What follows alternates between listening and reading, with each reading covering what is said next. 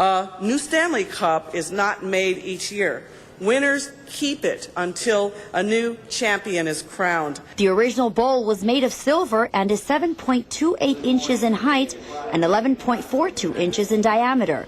The current Stanley Cup is topped with a copy of the original bowl and is made with a silver nickel alloy.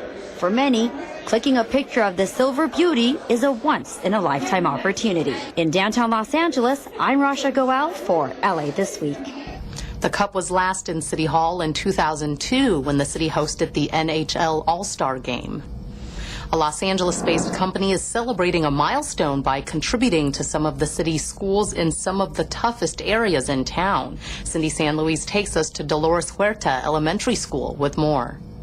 We believe that our kids can fly like eagles, that they could soar like the astronauts and touch the stars and follow their dreams and be anything they want to be if they work hard. And because of that, Mayor Antonio Villaraigosa started the nonprofit Partnership for Los Angeles Schools in 2007. Partnership for LA Schools is a collaboration between the City of Los Angeles and the Los Angeles Unified School District to turn around some of the city's lowest performing schools and create a model for doing so district-wide. Oh, what do we have here? My goodness, look at that. The Partnership for LA Schools, Mercury Insurance Group, $250,000. You are not limited. You're limited only by your mind and what you decide you want to be limited to. So you can achieve everything you can conceive. Thank you to Mr. Joseph for investing in our schools. Thank you for giving us the tools so that these young people can go further faster. The money is targeted for the partnership's blended learning program, which includes 22 LA inner city schools and impacts 16,000 students. The strategy is to use online learning programs to support teachers who need to reach students of varying levels within the same classroom. The program seeks to improve student outcomes in math and English language arts through the use of software programs. According to the state, a successful school scores 800 on the Academic Performance Index. It's a high number. We've doubled the number of schools at 800 in the last 7 years. And with the help of the $250,000 donation, the Partnership for LA Schools can continue to guide tomorrow's leaders to a path towards success. Thank you, Mrs. Wilson. From the Dolores Huerta Elementary School in Los Angeles, I'm Cindy San Luis for LA This Week.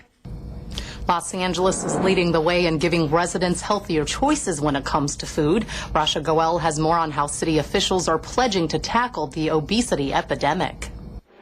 Los Angeles is committed to becoming healthy.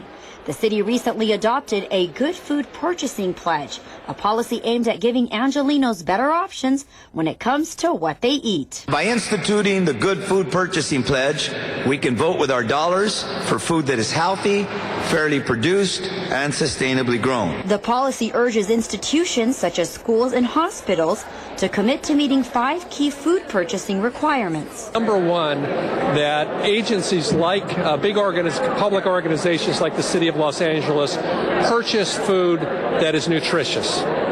Secondly, purchase food that is sustainably grown. In other words, that adheres to agricultural practices that protect our environment. Number three, foods that are grown on farms where labor practices are fair.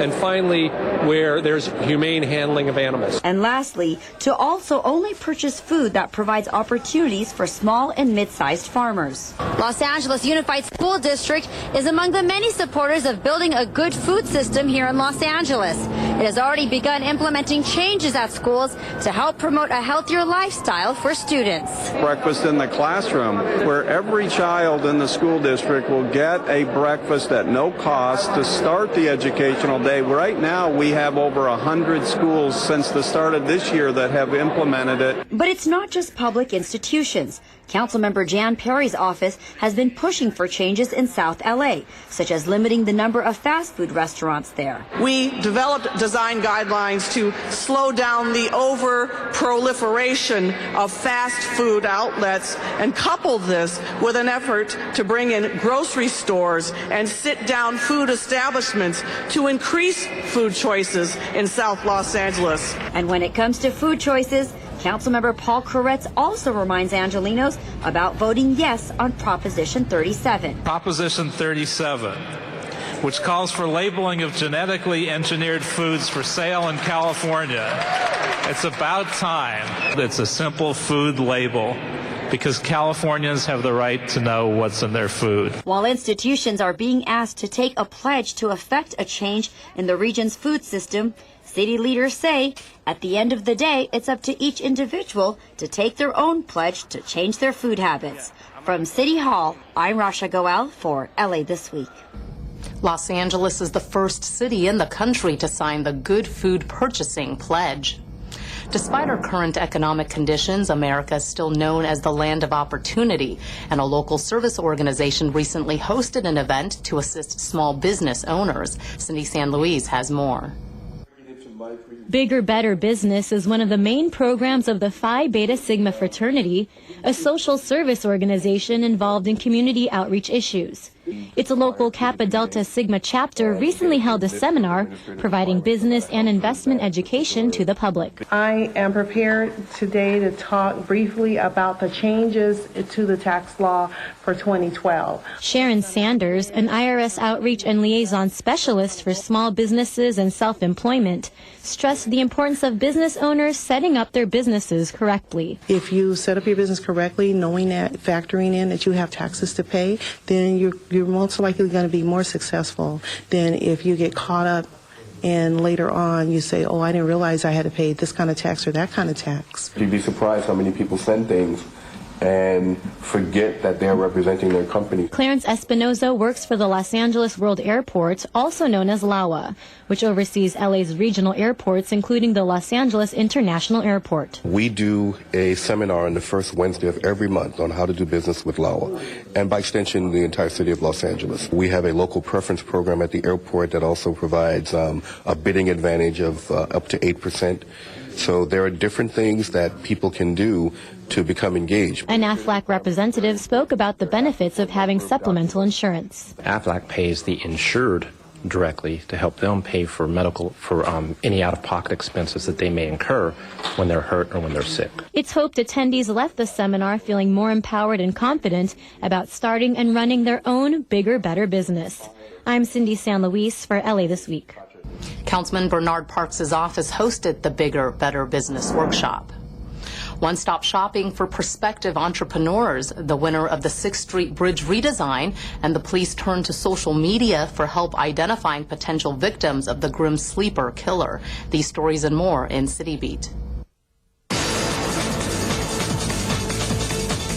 And the winner is HNTB. Mayor Antonio Villaraigosa and Councilmember Jose Huizar recently announced the architecture firm HNTB as the winner of the International Design Competition for the redesign of the 6th Street Bridge. HNTB's design, featuring a ribbon of arches, beat out that of two other design firms for the redesign of the 80-year-old 6th Street Bridge, which is considered the most at-risk bridge in the city to collapse during an earthquake.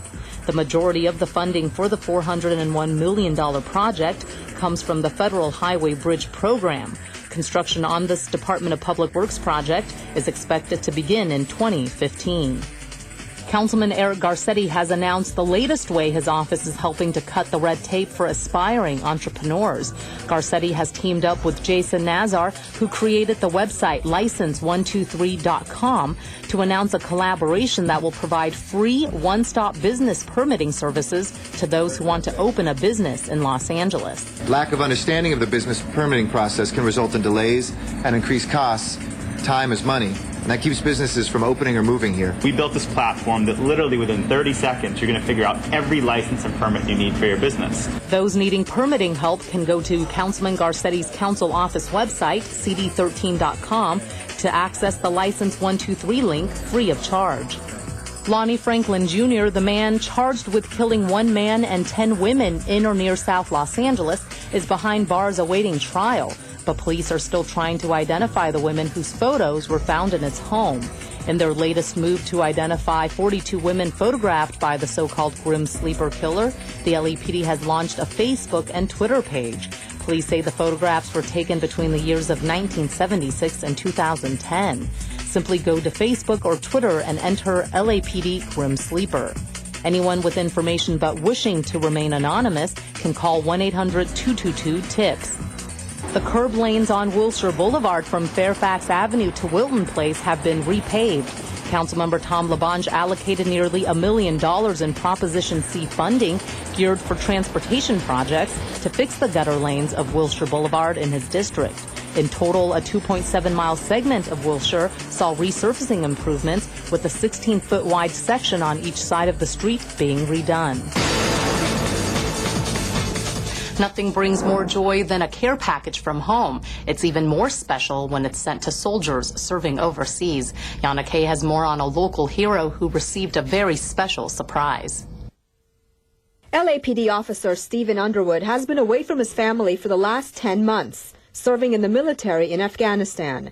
But a special care package with his name on it is headed his way, thanks to a non-profit organization called For the Troops.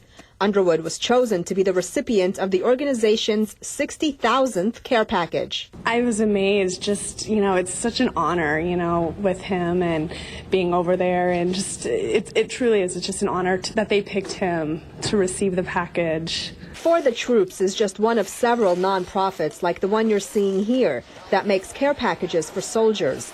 And for its 60,000th care package, For the Troops auctioned off the privilege of packing it at a recent golf tournament. That auction was won by an LAPD reserve officer who chose to send the package to a deployed reservist and fellow LAPD officer. To get a little something from home, a little something that brings back the memories of not only their family but of the United States is a huge, huge boost to morale. Started 6 years ago, For the Troops is based in Simi Valley. Its goal is to acknowledge the outstanding work and unwavering support of LAPD's military personnel deployed around the world. The nonprofit operates solely with the help of volunteers. We're thankful we have our volunteers and our supporters. Right, exactly. So we can support our guys that are in our guys and gals that are in harm's way. Now, these care packages contain many staple items such as Q-tips, baby wipes, toothbrushes, toothpaste, games, snacks, and books. And the organization says they receive many emails and letters from troops thanking them for their generosity and support. I'm Yana Kay for LA This Week. Steve Underwood is scheduled to return from duty in January. If you'd like to volunteer or donate, visit forthetroops.org. In this week's list of things to do, Photo Day at the Zoo, 1930s Los Angeles in pictures, and an exhibit on our nation's founding fathers and the documents they drafted. The 23rd annual LA Zoo Photo Day on Sunday, November 4th, offers photographers the opportunity to capture natural-looking wildlife photos without having to go into the jungle. Photo Day provides photographers the tools required to create fantastic photos right at the zoo. Novice shuttlebugs will be able to attend hands-on workshops to learn the basics of wildlife and nature photography. For prices and additional information, go to lazoo.org and click on the calendar link. A new Depression-era photo exhibit is now on view at the Central Library downtown through March 9th of next year. The exhibit, called How We Worked, How We Played, Herman Schultes and Los Angeles in the 1930s, offers a glimpse of what the city was like at that time through the lens of Herman Schultes, a former Walt Disney Company engineer and photographer. His photos of Los Angeles in the late 30s reveals a working-class city showing signs of urban decay, but also forging ahead with progress. The LA Central Library is located at 630 West 5th Street downtown. You can also see a few of the digitized photos from the collection by going to lapl.org.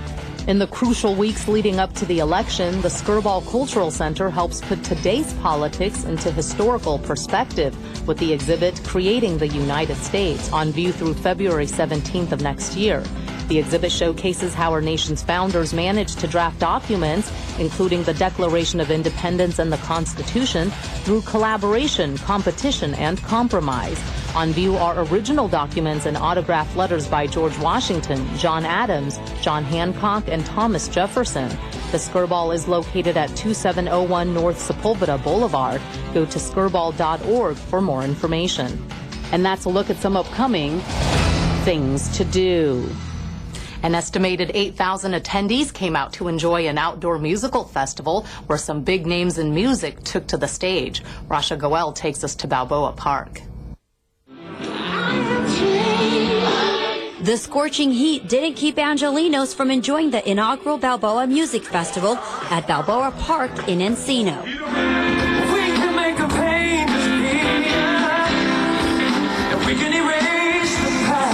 We having a great time. It's beautiful.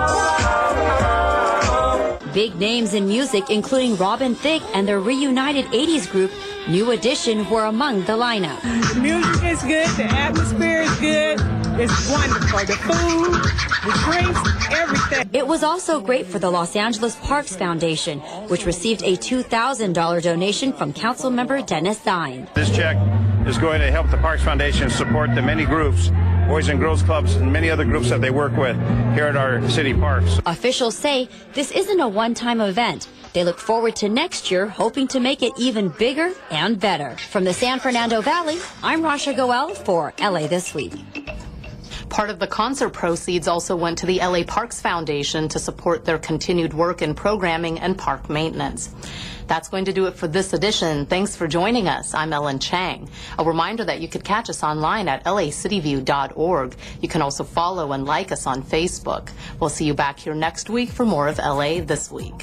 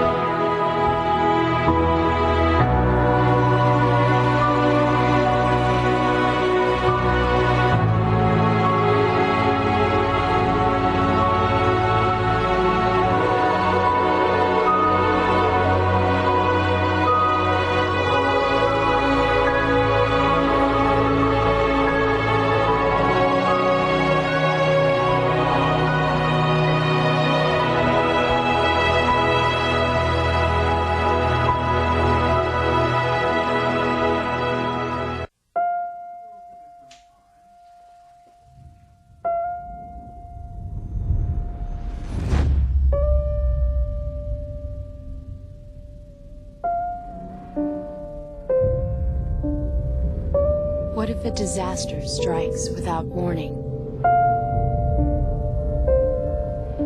What if life as you know it has completely turned on its head?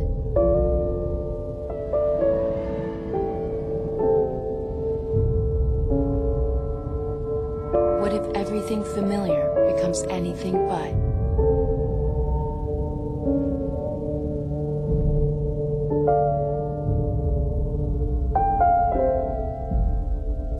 Before a disaster turns your family's world upside down, it's up to you to be ready.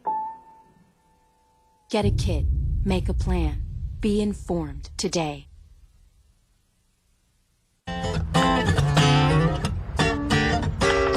G'day, Troy McCubbin from North Hollywood. You're watching LA City View. Channel 35, our city, our channel.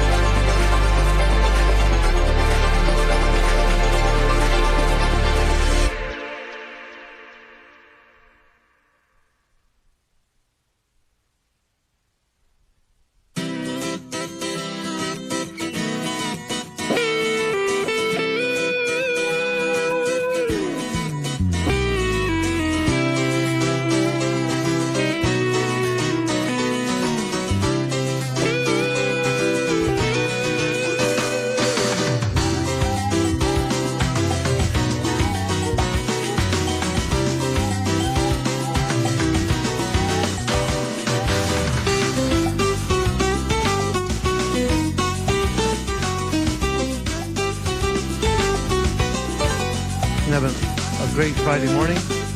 Madam Clerk, please call the roll.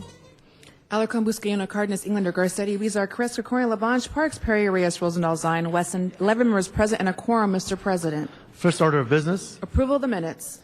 Councilor Krikorian moves. Councilor Zion seconds. Next item. Committee resolutions for approval. Councilor Weezer moves. Councilor Labange seconds. Next item. Mr. President, would you like to run through the agenda? Yes. Item 1 is an item notice for public hearing. Any cards? Yes, there's cards. Okay. Any members wishing to call this item special? Let's go over to the cards. We'll just hold this item. Okay, let's go through items 2 through 7. Items 2 through 7 are items for which public hearings have been held. Okay, members, any specials? Items 2 through 7? No specials? Seeing none, let's open a roll, close roll, and tabulate the vote. 11 ayes. Next item. Items 8 through 10 are items for which public hearings have not been held. 10 votes required for consideration. Without objection, those items are before us. Do you have any cards on that? 10 special? 10. For Mr. Alarcon. Okay. Oh, it's on the special. Okay. 6? Well, we already went through. Did? Yeah, we'll have to reconsider it. We should talk about it. Do you want to reconsider? Yeah, please. Okay, well, let's finish 8 through 10 and we'll come back to consideration. Anyone else on 8 through 10? Mr. President, there's cards on items 8 and 9. Okay, we'll call those special.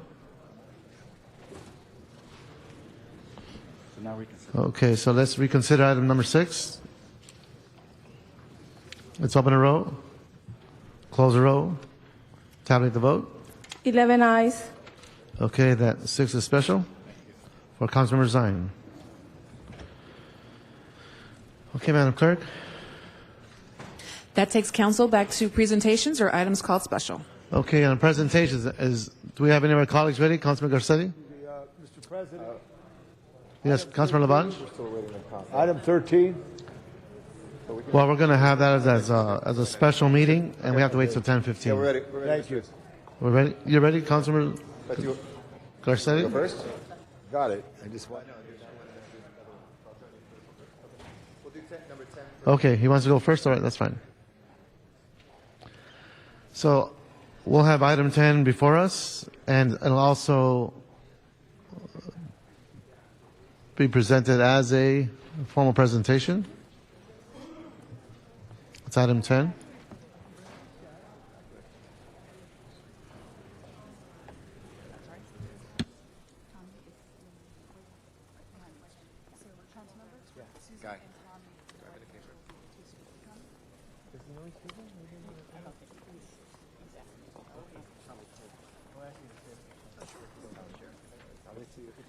Okay, thank you, Mr. President.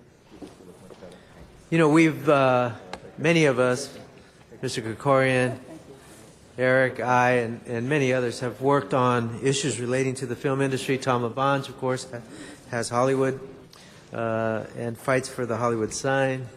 But today we are here to celebrate one component of that entertainment industry that is so important to us, and in fact gives us incredible movies like dating back to Star Wars, to Avatar. What would these movies be without the makeup artists that really make them phenomenal productions? And so we are here today to celebrate the 75th anniversary of the Makeup Artists and Hairstylists Guild, IATSE Local 706. Congratulations, 75 years of making the industry not only look better, but sometimes look horrible, and that's a compliment. One of the few groups that takes compliment in that. So on November 1st, 1937, an extremely creative, talented group of film makeup artists and hairstylists chartered Local 706 of the International Alliance of Theatrical Stage Employees, IATSE. The union currently represents 1,700 creative craftspeople in the entertainment industry and provides guaranteed basic wages, working conditions, health care, and pension benefits. Local 706 is rich in its membership, and its membership reflects the huge diversity of makeup artists and hairstylists from every continent. It is a unique guild as it proudly represents artists in feature films, television commercials, live network television, all types of theatrical production, Disneyland theme parks, and even political interviews at local TV stations. The requirements are that makeup artists who belong to Local 706 must have extensive knowledge and work experience in their craft, and they must be able to do everything from runway beauty to bald caps, Mr. Zine, and beards, basic prosthetics, and character work. Hairstylists who belong to Local 706 have the practical work experience in both contemporary and period hairstyling, basic barbering, and wigs.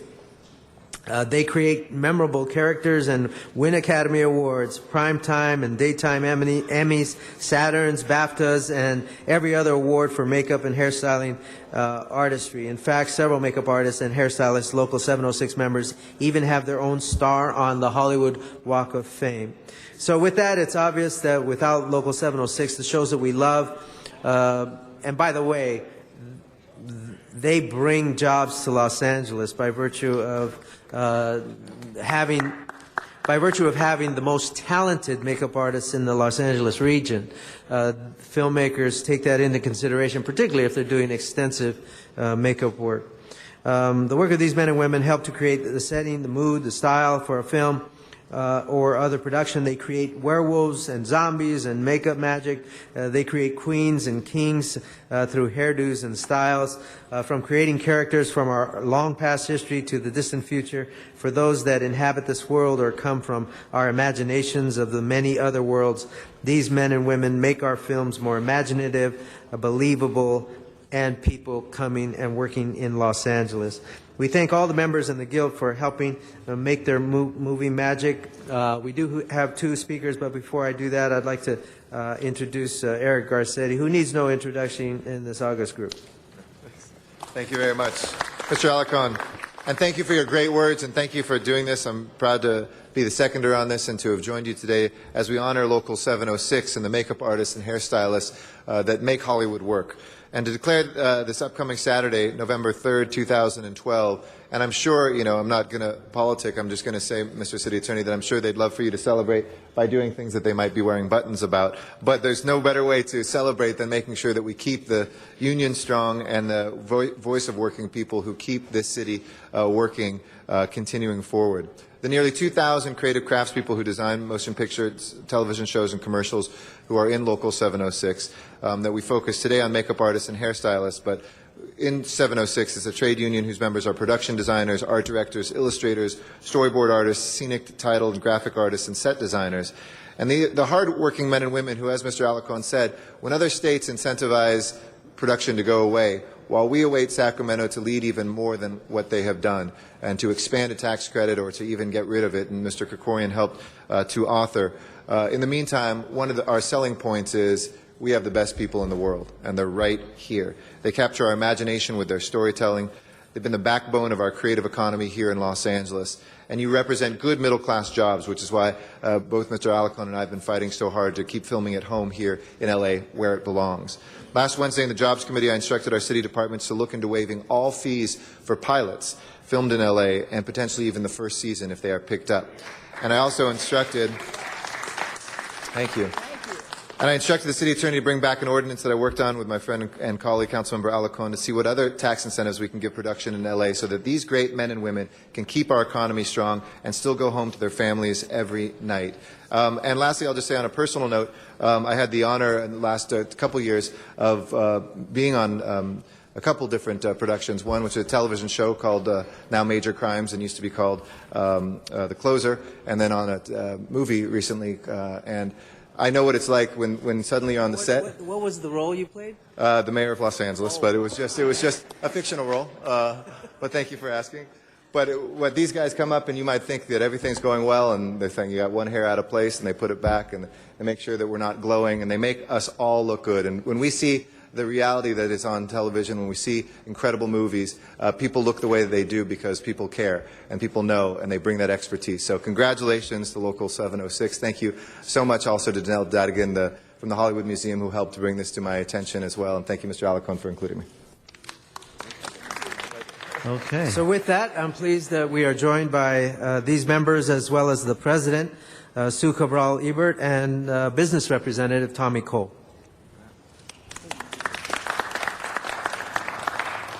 Council members, my name is Sue Cabral Ebert, and I'm a very, very proud member of Local 706. We sincerely thank you for honoring us today and our history of 75 years of entertainment perfection, because as Councilman Alarcon just said, and also Councilman Garcetti, when you see a hair coming out of something that you don't want to see it out of, that's our job to fix it so that you look good. Our guild was chartered in 1937, and it was part of the International Alliance of Theatrical Stage Employees. And in Hollywood in 1937, there was a lot of union strife. However, we were originally part of the scenic decorators, or the scenic artists, and then part of the painters, because nobody wanted us, I guess. And then finally in 1937, we received our own charter. We were chartered at the Hollywood Museum. So we are tomorrow night, we are going back to our original home to have the biggest party of the season. Right now we have 775 attendees. That's right. And that's a lot of food. So our members work in every area that we've talked about, from film, television, commercials, theater, all kinds of theater, ballet, and even Disneyland. So our outreach is huge, and we affect everybody, and we create characters that people all over the world learn to love and watch. So that brings a lot of jobs. We're a very strong trade union, and we appreciate everything that you have done to appreciate what we do. We're just going to keep smiling because we have our own official IATSE Local 706 Day. And our local could not be prouder. Thank you very, very much. We appreciate it. Congratulations. I'm Tommy Cole. I'm business rep for Local 706. And Sue really said it all, so I'm not going to belabor it too much. I didn't write a speech or anything, but I want to thank you very sincerely for it. I'm looking at this beautiful, beautiful resolution. This is going to go into a special place in our office. And we thank you very much. And I accept this on behalf of our 1,700 plus members of Makeup Artists and Hairstylists Union, Local 706. We thank you.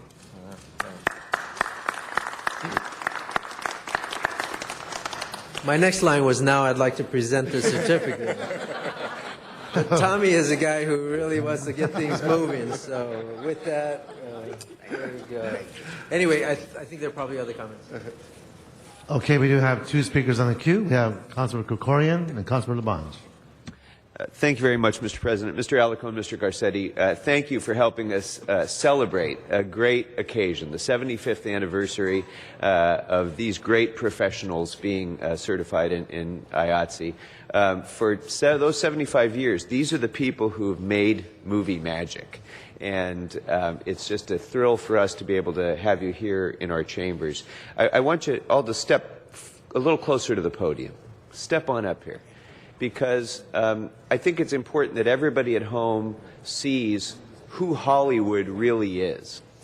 When we were arguing in the legislature for the film and television production tax incentive, I can't tell you how often we heard things like, why should we be subsidizing, a rich industry and all these famous people and everything? And it was a constant struggle to remind people that when production leaves Los Angeles, It doesn't hurt the famous actors. It doesn't hurt the producers. It doesn't hurt the studios. The people that it hurts are the people who are standing right here and their families and the small businesses that they do business with throughout Los Angeles. These are the people that are depending upon us to keep production here in Los Angeles. Mr. Alarcon and Mr. Garcetti and many others around this horseshoe are continuing to fight to keep these jobs here. As Mr. Garcetti, I think, eloquently said, in the meantime, as we're taking those policy steps, your professionalism, your expertise, you are keeping production here. Because we hear from producers all the time. Maybe we can get a better incentive in Connecticut or Michigan or Louisiana. But the best crews, the best talent, the best professionals, the best vendors continue to be right here in the city of Los Angeles in Southern California. And so you are keeping production here, even if it's not always the most cost-effective place to shoot. So I just want to say thank you for your service to our heritage industry, but also for all that you're doing to create such economic vitality for all sorts of businesses and jobs, even that aren't in the industry, but are dependent upon our keeping production here and keeping your jobs here. So thank you very much. And I look forward to seeing you on Saturday. Thank you very much. Councilmember Labange and Councilmember Zine. Now, Mr. Kokorian, you took all my speech there and said great words. Give him a hand for that great, touched all the bases. And the toughest base is his families are being broken up because there's not production in Los Angeles. Mr. Garcetti, you said that. It's so true. When companies are out in the hinterlands of the United States, it's difficult because they got to work, but at the same time, they can't go home at night. So it's so special. The other night, we celebrated in the afternoon, Mr. Garcetti, just south there, the Mo Richardson, the people who make all the lights. That's the only thing that's being really manufactured. Everything. 85 people working right there on Orange, which is so successful. And I did want to ask Mr. Garcetti, if you move over there, because I just want to do this. It's Mr. Kokorian said all the great things that I wanted to say. The greatest movie ever made was 1939, The Wizard of Oz. And in The Wizard of Oz, pick up the proclamation, Mr. Mayor. It wasn't until, and now get a little shorter, Eric. You got to get a little shorter, Eric. It wasn't until the mayor of Munchkinville presented the proclamation that Dorothy and everybody felt everything was all right. So we thank the movies for all that you do, and we thank you, Mr. Garcetti, for playing along. And Mr. Alarcon, you've always been a champion for this. It's so important because part of Hollywood is in your district throughout. I won't, Richard. Mr. President, if we ever needed a confirmation that what Mr. Labange really wants to do is direct, that was evidence. Okay. Thank you very much. Congratulations, everybody. He has a great cast of characters, too. Councilmember Zine? Well, I will join the choir in acknowledging my colleagues for bringing you folks forward. Obviously, I don't need the hairdresser anymore. That went away a few years back. But, Mr. Alarcon, you're getting close, so be prepared. Mr. Garcetti, the gray is starting to come in, so they can help with that. But in all seriousness, you folks do a great job in Hollywood, and oftentimes people take it for granted what you do as a profession. I've got my next-door neighbors are in the industry. When they haven't been to work for a few weeks, I say, what's going on? No production. And when there is production, obviously they're out early in the morning, come home late at night. So we appreciate what you do. It's encouraging to know that you are continuing that profession here in this region. We want to bring in more movies, more documentaries, more production, and more of you doing that profession. And Mr. Garcetti, I know that you played mayor. I know you're looking at mayor. But the fact is, you are already a star. And Mr. Alarcon, a star not only from the state, but from the city. So to you folks to be congratulated by these two gentlemen of this council is a real honor for all of you. So congratulations. Keep up the good work. We are totally, completely supportive of your efforts, your endeavors, and all of Hollywood. Thank you very much. Thank you, Councilor Zine. So that does conclude the presentation phase of this item. Now we'll enter into the actual voting process. So before we do that, we got one public card on this, and that is John Walsh. There's a card on this, so clear the aisle. Why don't you guys come back? No? Oh, okay.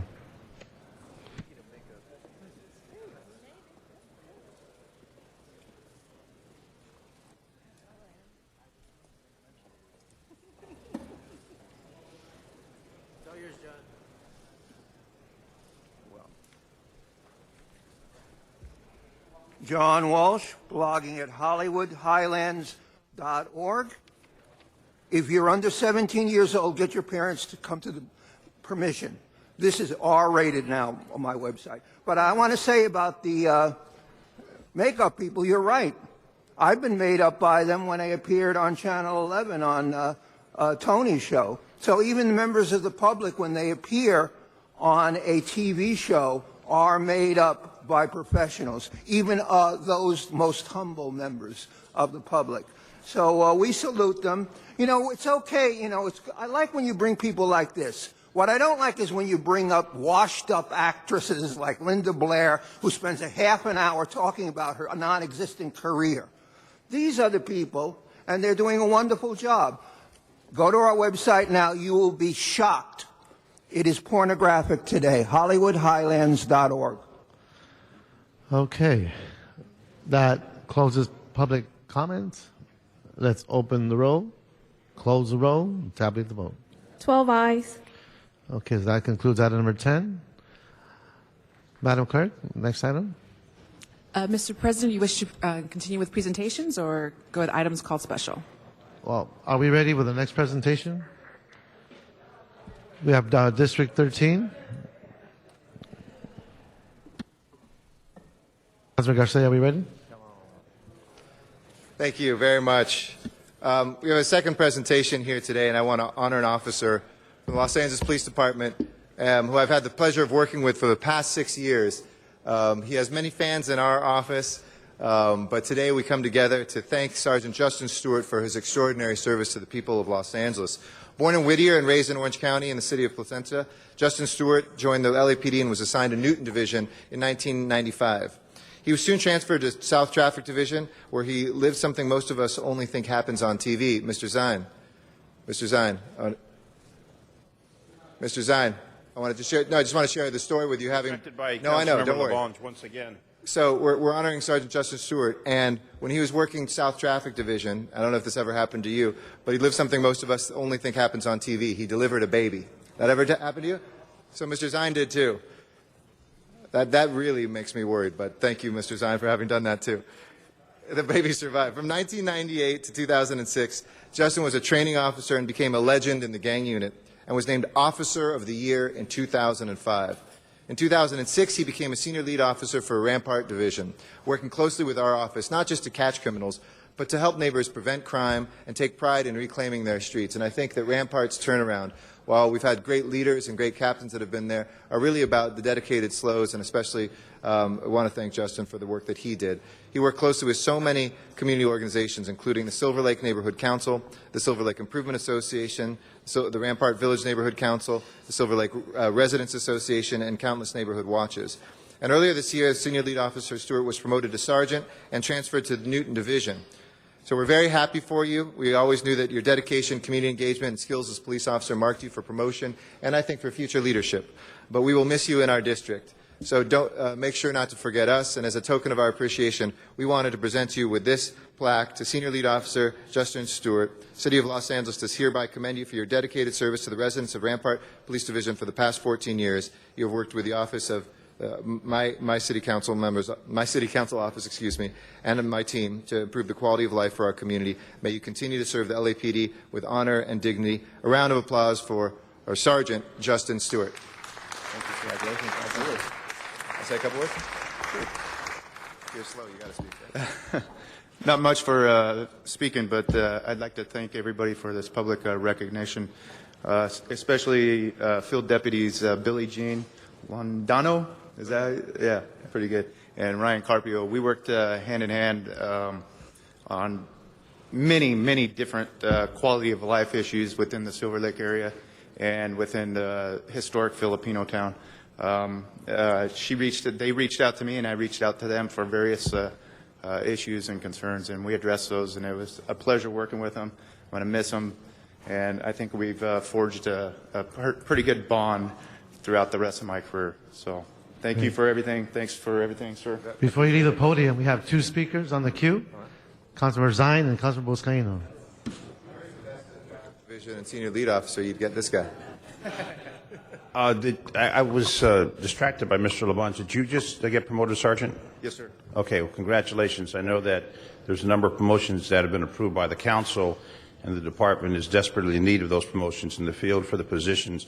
But the senior lead position is so critical, and that position you're leaving now to go into a supervisory position where you'll have senior leads and grooming the young officers as they come on. I was at the academy yesterday. They've got a graduating class actually taking place today, a class graduating this morning at the academy. So these new officers coming into the department where we can maintain close to our 10,000 number.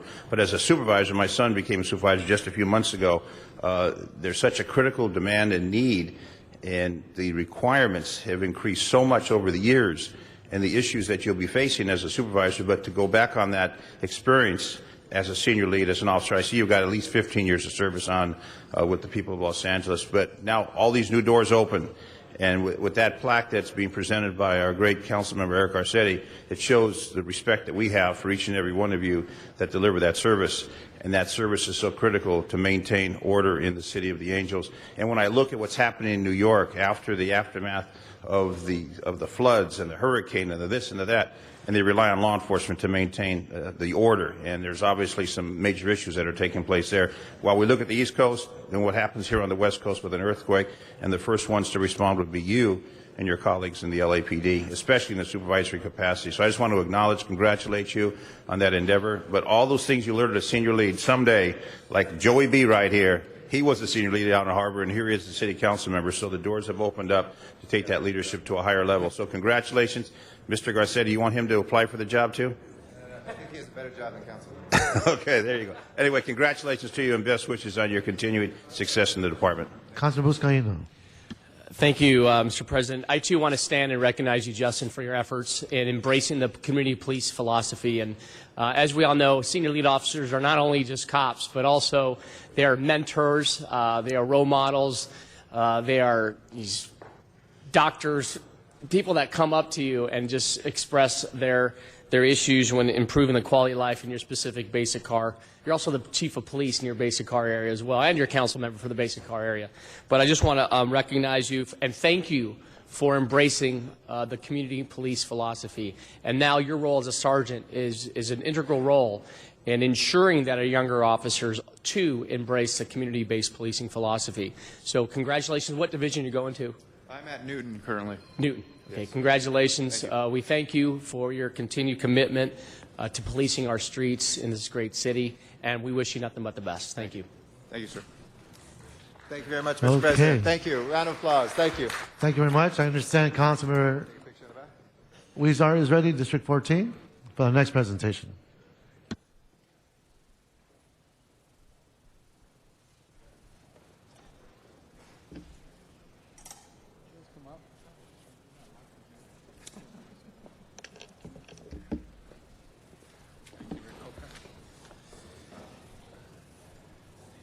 Those are friends? You can tell your friends to come out. They're not, nobody, I don't buy that's my Red Bull.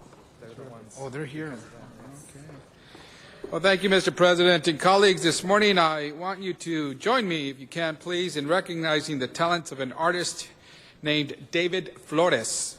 Like me, David was raised on the east side in Ball Heights. And unlike me, he discovered he had artistic talent, which I don't. A first-generation American, David's life and art are heavily influenced by his family's strong faith, the stories of generations before him told by his mother and grandfather, and by his travels to Mexico. Today, he is a longtime Long Beach resident and a self-taught artist of acrylic on canvas. David's artwork is inspired by Mexican folk art, but includes aspects of surrealism. Some of his favorite artists include Rufino Tamayo, Diego Rivera, and Salvador Dali. David took his first art class at Hollenbeck Middle School in Ball Heights, which is where teachers and classmates began to recognize his talent. With the encouragement of his teachers, he began to put his drawings on canvas and continued to do so through his time at Roosevelt High School, home of the Rough Riders, and thereafter. Despite the difficulties as a young adult helping to support his family, David still managed to make time to take a few art classes at Los Angeles Trade Tech College. As it happens, unfortunately, life consumed David's time and inspiration. He was forced to put his brush down for several years. However, as we all know from struggles, challenges, and difficulties, there comes triumph, victories, and redemption. And so it was for David. Entering a more mature and stable stage in his life, David began to paint once again, creating one piece after another, releasing all those images that had been pent up for many, many years. Which brings us to today and why we are honoring David here in council. David's talents have not gone unnoticed. Among other distinctions, David was selected as the winner of Red Bull's Day of the Dead La Tagrifica design competition. And this is, it's right here. You got a little Day of the Dead designs, and happy Day of the Dead, everybody, by the way. As such, David's beautiful art will be displayed on 2 million Red Bull cans available throughout the Southwest United States and Chicago. Yeah, that's right. We don't consider Chicago Southwest U.S., right? So Southwest and Chicago. And we'll make it to New York someday, too. I know. You will receive, all of you will receive some of these Red Bull cans that are signed by David Flores. And I believe, and I want to thank some folks who are here today to help make this possible. They are representatives from Red Bull. Folks, I want to first introduce Paula Duran. Thank you so much. And Steve Ketty from Red Bull as well. Thank you so much for being with us today. And colleagues, as you know, I'm a huge supporter of the arts. We are creating an arts district in Boyle Heights on First Street. We're pushing along our mural ordinance, and that will be here in council shortly. But when I heard about David's story, I wanted to make sure that we acknowledge him for such an incredible achievement from someone who grew up in Boyle Heights here in the city of Los Angeles, now calls Long Beach home, but we are proud that our native son has achieved this greatness, and congratulate you for all your great pieces of art that you have done. So great, ladies and gentlemen, a big round of applause, please, to David Flores. And congratulations on behalf of the city of Los Angeles.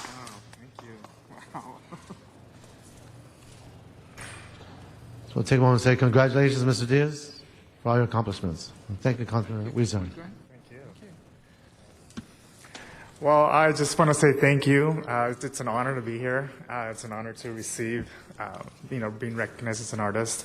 Growing up as a Latino, it's in Boyle Heights. It's been my adventure.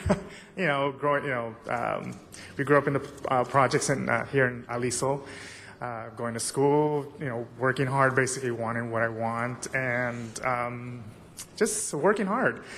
And of course, just going to school, getting into the arts is something that I love. And like Councilman said, there was a moment that I wasn't able to pick up a brush or anything due to family issues and helping the family financially, working. But again, I found the time to pick it back up, and here I am. This is what it's proved. Come a long way, and designing something for Dia de los Muertos is in my heart, and I kept a tradition, which to me, tradición is what Dia de los Muertos is what represents the Latino community here in Los Angeles, and wanted to show Red Bull as well that I want to keep tradition to them what Dia de los Muertos is, and thanks to Red Bull as well. They've been very supportive, and I'm just very excited, and just it's an honor even having a design in Red Bull, which goes basically across the United States. And I mean, there's not many words to say, but to thank everyone, Red Bull. And thank you for everything, the city of Los Angeles for recognizing me on this, and it's something that I'm now continuing to do, is to continue my painting and to go as far as I can.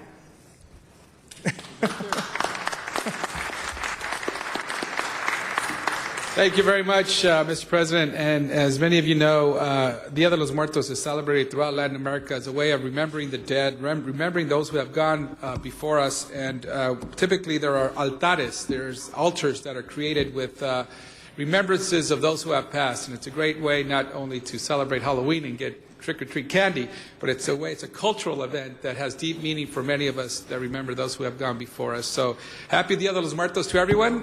We have an event happening tonight at Mariachi Plaza in Boyle Heights, and also at South Hub Graphics near Mission and First as well. Can I add just one more thing? And just one more thing I did want to add. A lot of my where My creativity came from my design for Dia de los Muertos. For this design, my inspiration was my mother. She had passed away last year, but she is my mentor, and this is for her. Congratulations, Mr. Flores. Thank you for all your gifts. Thank you so much. Okay, so that concludes all of our presentations. Madam Clerk, that'll take us to... Okay. Item 1, call special for cards. All right, we do have some cards for public comment. So we have with us Louis Krokover. Are you here? Please come on up. So item 1, followed by Arnold Sachs. Please come to the microphone, Mr. Sachs. Mark Butala. Good morning, sir. Good morning. Morning, council members. Thank you very much for allowing us to speak today on behalf of this matter. This is a very urgent matter, and the city needs to address it on a positive aspect. The request by the planning and zoning departments to review our codes is in a prime position at this time. As you know, it has not been reviewed since it was adopted in 1946. I'm requesting that the City Council approve this motion and allow the committee and staffers to move forward as quickly as possible. Thank you. Thank you, sir. Arnold Sachs, Mark Butala, and then Yigay Kashishian. Yes, thank you. Good morning. Arnold Sachs. This actually is not about a review of the planning code. This is about a maintenance charge for a surcharge fee for raising the fee from 3 to 5% for a period of 5 years, from 2012 to 2017.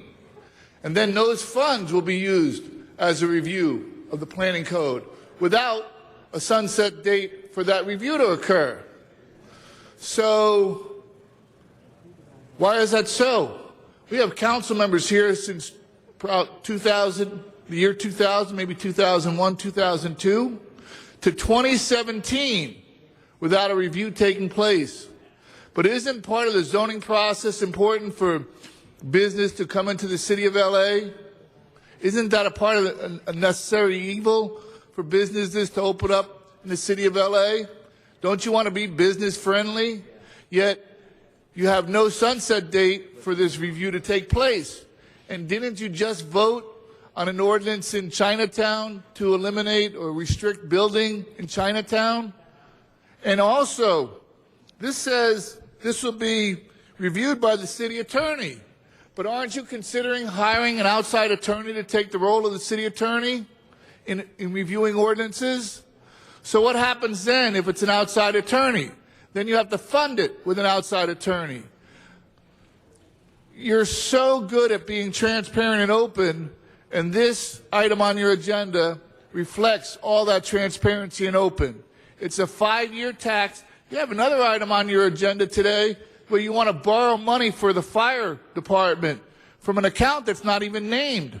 Can't you borrow money to do this study and repay it with the fees that are collected so the study can be completed by 2 years or 3 years? Thank you, Mr. You're waiting Sachs. to 2017. Thank you very much. Our next speaker, Mark Butala. Thank you very much.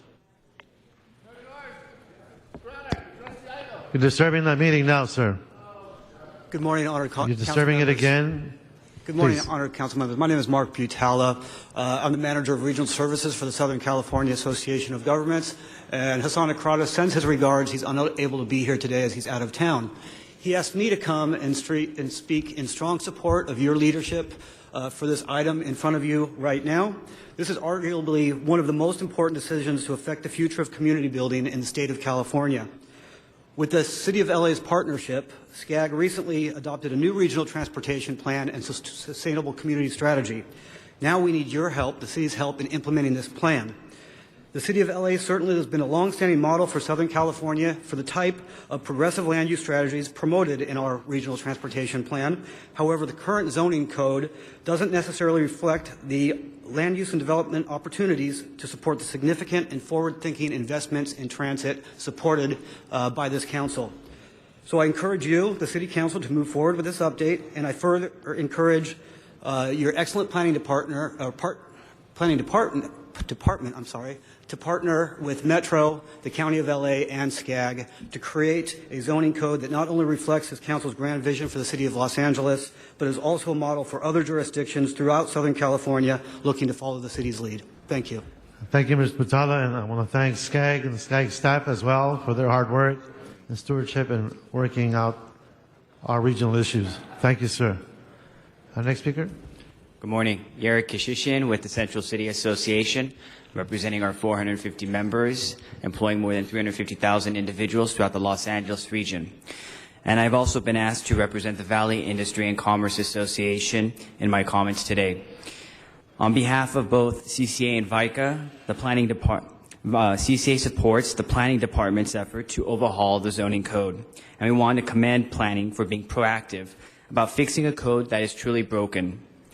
To bring projects online faster, developers require clarity and certainty. This is critical for attracting investment dollars, which directly translates into jobs and economic activity. We also support the 5-year fee increase being proposed. Through the increase in the general plan amendment fee, the private sector will pay approximately $1 million each year in support of the zoning code overhaul. Adding together the funding from the Construction Services Trust Fund, in addition to the new general plan maintenance fee, we want to emphasize that the private sector is paying for about 2/3 of this undertaking. While this is a significant burden on the private sector, we feel this effort needs all the support it can get. However, with such a significant contribution, totaling about $10 million over the next 5 years, please know that CCA will be monitoring its progress closely to make sure that the city's contribution remains at the levels that have been outlined, that the effort stays on track, and that the deliverables are produced in accordance with the working plan. Thank you. Thank you, sir. John Walsh, and then Donna, I believe it's Valgazino? Yes. Mr. Walsh, and then Donna.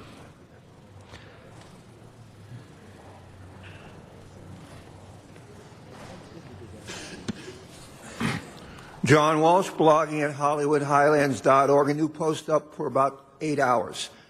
This is very important. Let me quote here. This is to fund a comprehensive revision. This is not a review. This is a revision. This is a revision. What's the purpose? Densification. Now, what happened in New York City, the most densified city on the planet Earth, within 3 miles of city center, that was caused. That was one of the primary causes of the extensive damage, like no other. They want, now you heard what the people, they get up here and say, from New York, we need a subway here.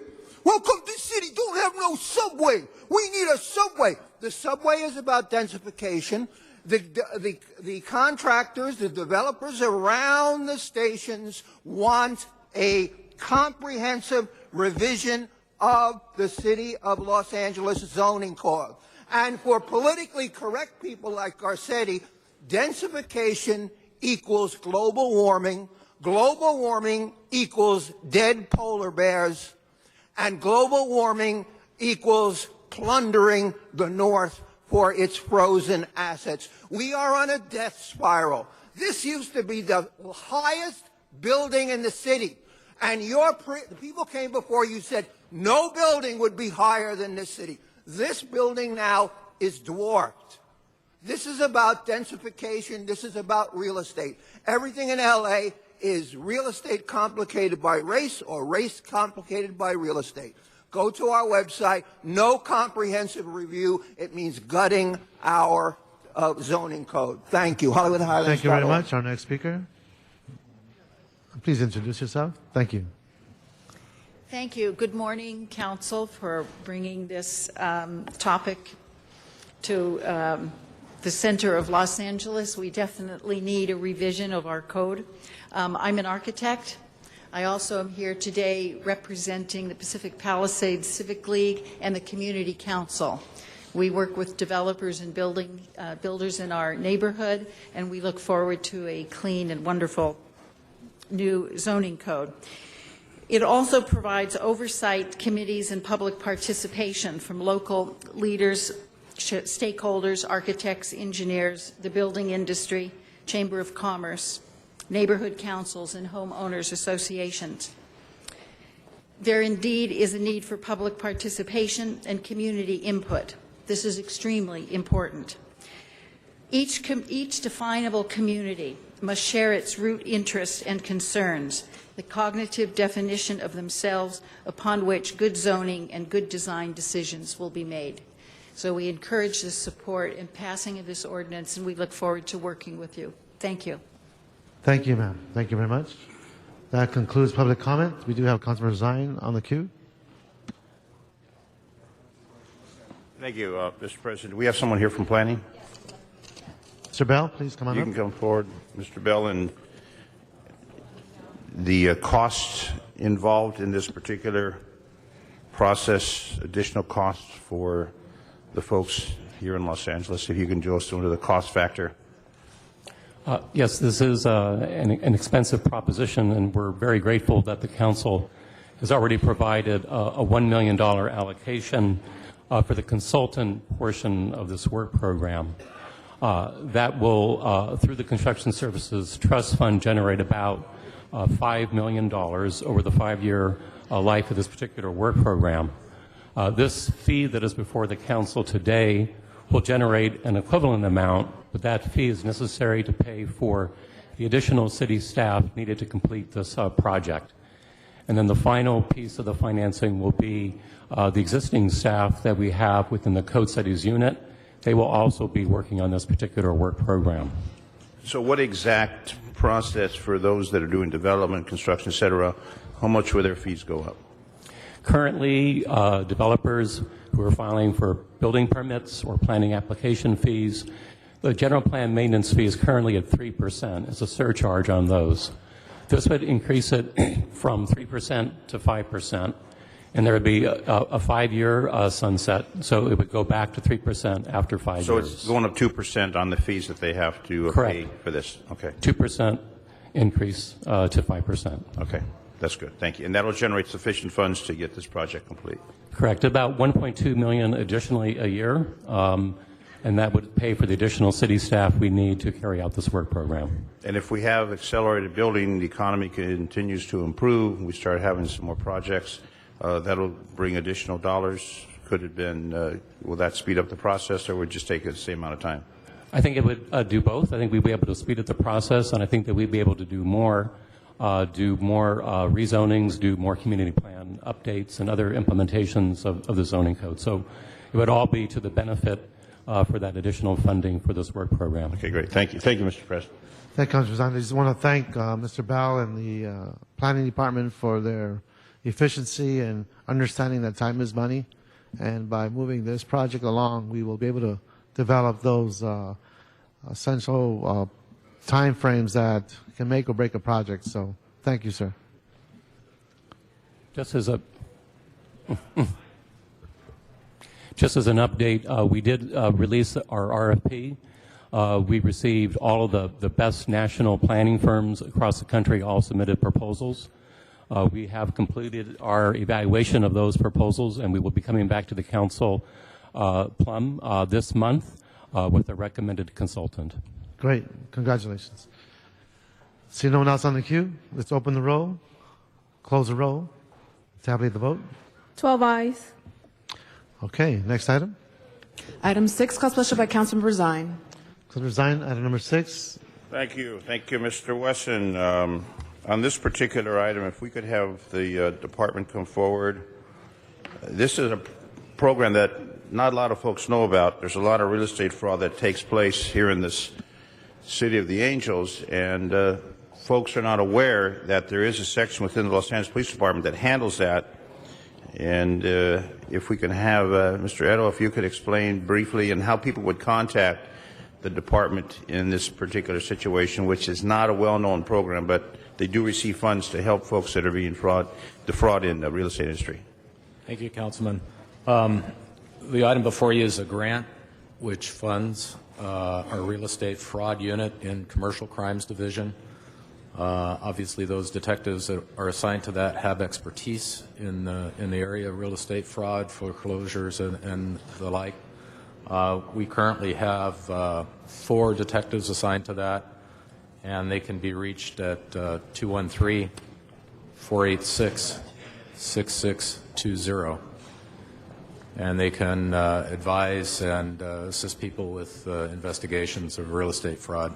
So anyone who believes they are a victim of real estate fraud, this isn't about foreclosures, this is about fraudulent activity, house purchase or any similar purchase with real estate, 213-486-6620, and the police department has 4 detectives that are assigned this full-time to investigate and to prosecute. This program has been going on for a number of years, and a lot of folks in Los Angeles are not aware of it, but this is another service that the LAPD provides to the people of this region. Correct. Okay, thank you. Thank you, Mr. President. That's the information that we wanted to pass on to the public. Thank you. And public hearings were held on this item already. So let's open the roll, close the roll, and tabulate the vote. 12 ayes. Next item. Item number 8, call special for cards. Item number 8, we do have 2 cards on this item. Seeing no one on the queue, we have Arnold Sachs and John Walsh. Please come on up. Arnold Sachs and John Walsh, please come on up.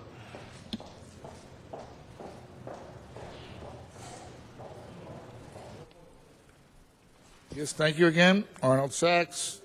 Again, you're citing for your REAP violations. You want to lay city attorney staff off, yet I've yet to hear anybody claim any funding for their the ordinance that you passed regarding houses that are in disrepair and foreclosure. Have you even covered the cost of the legislation that was involved in creating that bit of ordinance that took place in the city council chambers? Have you even recovered the cost collecting any of that $1,000 a day fine that you were supposed to get from the banks on houses that are in foreclosure, that are in disrepair? I bet the answer is no. John Walsh. John Walsh, blogging at HollywoodHighlands.org. Come to our website, see Angeline and the mayor's girlfriend. REAP, again, you're doing an excellent job. Let me repeat, this is holding the feet of errant landlords to the fire. Other cities do not do this good a job. New York City is terrible at this, and many other big cities, but thanks to the liberals on the city council, we have an excellent program to make landlords fix up their property. I'm not here to complain every time I get up here. This is the only city I want to live in. If I won the lottery and had $23 million, I wouldn't move out of my apartment, okay? That's how I feel about this city. HollywoodHighlands.org. Thank you very much. That concludes public comment. Seeing no one on the queue, let's open the roll, close the roll, tabulate the vote. 12 ayes. And just for a quick introduction, but I want to thank and I'd like to introduce our Council President, Herb Weston, with a special introduction. Okay, members, we have a special visitor with us today, an individual that is very well aware of the Kentucky Derby. He's the mayor of the great city of Louisville, Mayor Greg Fisher. Mr. Mayor, why don't you say a few words? Well, it's a pleasure to be with you all here today. We say you all where I come from. And you all having a little horse race in the neighborhood called the Breeders' Cup, so I thought it'd be best for my city to come out here and check out what's happening in the Breeders' Cup. But no, it's a pleasure to be here. Mayor Villaraigosa and I have been working together closely over the past couple of years through the U.S. Conference of Mayors, and have admired the work that you guys are doing here in the city. Just came from a police class that was sworn in. Extraordinarily impressive in terms of the discipline and really the international reputation from the LAPD. I know you guys have got to be proud of that. And just from Louisville right now. Things are going well. Our job prospects are good. Our big three things as a city, we're a city of lifelong learning. We focus on health, and the third big issue that surprises most people is our focus on compassion. We try to be an even more compassionate city every day. We don't have all the money in the world to take care of everything, but hopefully a little love and compassion goes a long way. So, great city here, obviously. You guys are the prototypical global city, so you're really showing the rest of the world how things can get done with inclusion. We appreciate it, and we watch it from afar with great admiration. Keep up the great work. Mayor Fisher, welcome to the City Council chamber. We do have one colleague who'd like to share a few words. Councilor Labange. Thank you very much. Louisville, Kentucky, a very special place to the greatest athlete in the history of the world, Muhammad Ali. That's right. Muhammad Ali had his bike stolen when he was 12 or 14, and he went to the local police station, and the police officer sent him downstairs to their PALS program to box, as opposed to going after the guy who stole his bike. True story, right, Mayor? Absolutely true, and he's the biggest, baddest athlete ever, then turned into the biggest, baddest humanitarian ever as well. Very unusual. Very special, and he's been here many times to our podium, so to meet the mayor of the town of Muhammad Ali, it's very special. Welcome to Los Angeles City Hall, and put a little on the 7th race for me out there in Santa Anita. Thank you. Councilor Labange, and again, thank you, Mayor Fisher. An honor to have you with us here at the council chamber. Okay, Madam Clerk, the next item. Item 9, call special for cards. All right, we have 2 cards. Item 9, sitting on the queue. We have Arnold Sachs and John Walsh. Please come on up. This is item number 9.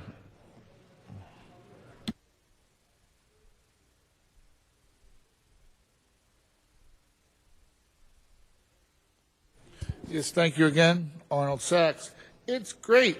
Another community park in a desperately needed area that's short on park services. Oh, park services would probably be needed for this community park. But there's a cutback in parks and recreation. So where will the service come from?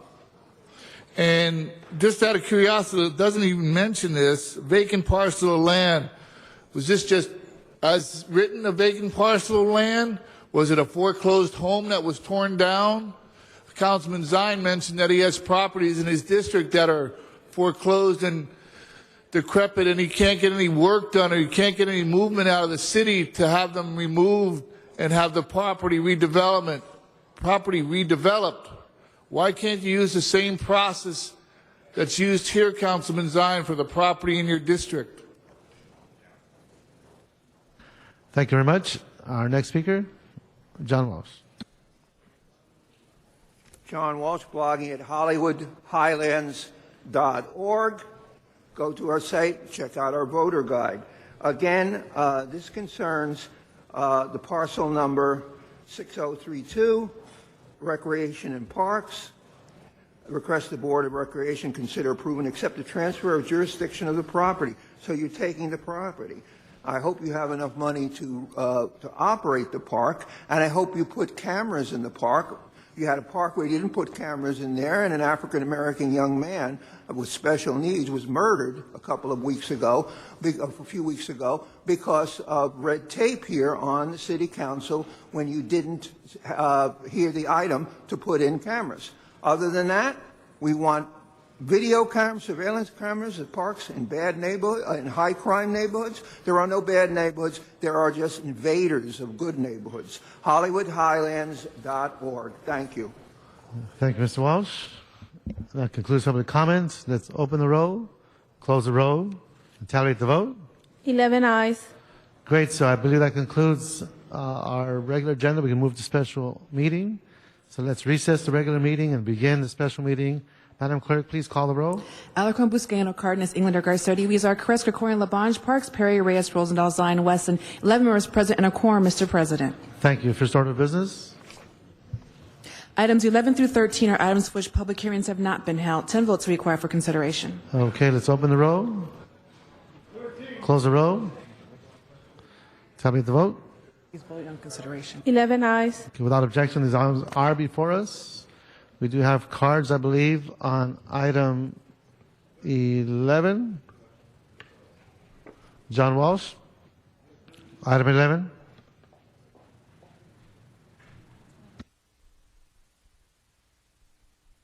We'll get to item 13.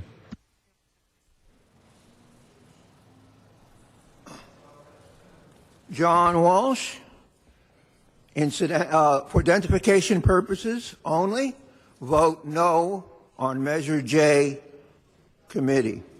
This concerns the Community Garden Council in East Hollywood. I live on the border of East Hollywood. And of course, the more public gardens, the best. Unfortunately, crime is very high. Today, our crime mapping shows that in 1 mile of Capitol Records, where I live, there were 18 crimes yesterday. 18 in crime mapping. HollywoodHighlands.org. Okay. Thank you very much. That concludes public comment. Excuse me, Mr. President, a substitute motion for item 11 has been circulated. Okay. So let's vote on that matter.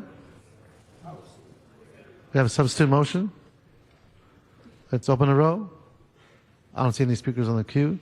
Close the row. Tabulate the vote. 11 ayes. And for clarification, that is the vote as to whether or not to substitute the motion. All right. So now what's before council is a substitute motion. Okay. Seeing no one on the queue. Let's open the row. Close the row. Tabulate the vote. 11 ayes. All right. That gets us to item 12, I believe. Called special by Councilman Garcetti. Mr. President, today before us, colleagues, we have the vote on a motion that we submitted to create in the City of Los Angeles a Veterans Affairs Coordinator. Last week we were here and we celebrated veterans and Los Angeles' contributions to our armed services and our armed forces. But in the continued spirit of honoring veterans and helping to provide services today, we have another set of actions to support veterans. As I mentioned last week, those of us who have served in the country and those who are now coming back from war, it's my honor and duty to be able to see that this city expands its outreach to those men and women who have put their lives on the line to defend this country's freedom.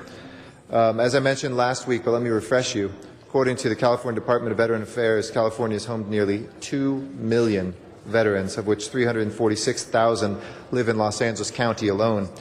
As we've seen the wars in Iraq and Afghanistan begin to scale down, the needs that we have here are paramount. The needs for housing, for mental health counseling, for services, but especially too for jobs.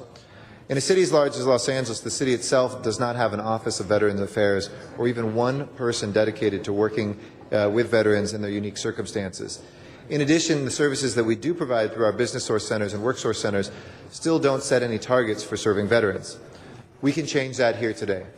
The motion before you today will begin the work of establishing a Veterans Coordinator position for the City of Los Angeles, as well as set service targets for reaching out to our veteran population here in Los Angeles. Finally, the motion will look at forming a strategic partnership with USC and their School of Social Work, specifically looking to co-locate social workers trained in veterans issues, and USC has the only program of this sort in the country at our Work Source Center. And this way we're better able to meet the needs of our veterans in Los Angeles. At this time, I'd like to invite some of the folks that are here today to discuss their roles working with veterans. I think we have a few veterans that are here. I know we have Chase Millsap, who's here, a recent veteran who is helping form a veterans network. Blas Villalobos, who's community programs managers from U.S. Vets or U.S. Veterans Initiative as well. And so if you want to take a moment to come up and speak on this, we'd love to have your comments. And we also have Phil Starr, who will be, who's from the Managed Career Solutions, who will be working on that. So would you like to say a few words, Chase? Come on up. No. My name's Chase Millsap. I am a recently transitioned veteran, and I'm proud to call Los Angeles my home. And I just want to reiterate, as the councilman said, the need to have a veterans coordinator here in Los Angeles. We came together as a council last week and established our commitment to making this city supportive of our veterans as they return home. By going through and voting in this initiative, we're giving them the opportunity to establish an accountable civil servant that can ensure that those veterans reap the benefits of all the support that we provide. As a veteran myself, I know that our heroes that are coming home are civic assets. They belong in our schools, they belong in our emergency services, they belong in the council itself, and they belong within our community. They are our future. Unfortunately, recently here in Los Angeles and also throughout the United States, our veterans come home and their qualifications, their skills, and their experiences are often discounted. by coming through and having a veterans coordinator. We're sanctioning a champion who can speak on their behalf, help ease their transition home, and also explain to others who haven't been in that community or who are willing to learn how veterans can help our community and help us here in Los Angeles. Thank you. Thank you very much, Chase. I appreciate it. Last, do you want to add anything at all? I think we have cards that are in. Yeah, and you can come forward to you. I think there are cards that are submitted on this. I just wanted to open up for a short period. Please give us his name. Yeah. Your name, sir? Blas Villalobos. Good morning, ladies and gentlemen, and Mr. Garcetti. Thank you for your service. My name is Blas Villalobos. I am the Community Programs Manager for U.S. Vets, and I'm a Marine Corps combat vet myself. I am here representing U.S. Vets to show support for Mr. Garcetti's plan to create a Veterans Affairs Coordinator position, or Veterans Coordinator position. As the largest nonprofit service provider for veterans, U.S. Vets understands the needs of the veterans, and we have been providing resources to address those needs for the last 19 years. A Veterans Affairs Coordinator position within the City of LA will make it much easier for service organizations to work together with the city and any other service agency in identifying and addressing the needs of our veterans. As a service provider, we understand how important it is to have resources available when our troops return from a combat zone. And as a veteran, I personally know how much easier it is for us veterans to transition back into society when the resources are in place. The position that Mr. Garcetti wants to create will help our veterans successfully transition back into society and will ensure the necessary resources are in place when our troops return home. Thank you. Thank you very much. Please give us your name. Good morning. My name is Joseph Chicas. Good morning, council members. I'd especially like to thank Councilman Eric Garcetti for bringing this proposal to the table. Again, my name is Joseph Chicas. I represent the USC Military Social Work Program, as well as the LA Veterans Collaborative, which is a group comprised of over 80 social service agencies throughout Los Angeles. And so one thing that, a common theme that we're finding in the collaborative is that as veterans are transitioning home, they're depending less and less on federal resources like the VA. They're actually depending more on local resources and are having trouble finding those resources and finding city support for them. We also know that as they're transitioning back, their needs are evolving and growing, especially as it relates to unemployment and its connection to mental health challenges. And it is for this reason that we support this proposal, because we know that when social workers can enter a place where they help veterans find employment, and not only help them find employment, but retain employment, we know that they'll be successful in their transition back home. And it's for this reason that we fully support this proposal, and that we'd like to see it all the way through and support in any way that we can, for our veterans, for our city, and for our citizens. Thank you. Thank you very much. We do have one last speaker. Just give us your name. That's the last one. Good morning. Philip Starr. I'm the Executive Director of Managed Career Solutions. We operate Hollywood WorkSource, one of the 18 WorkSource centers in the city.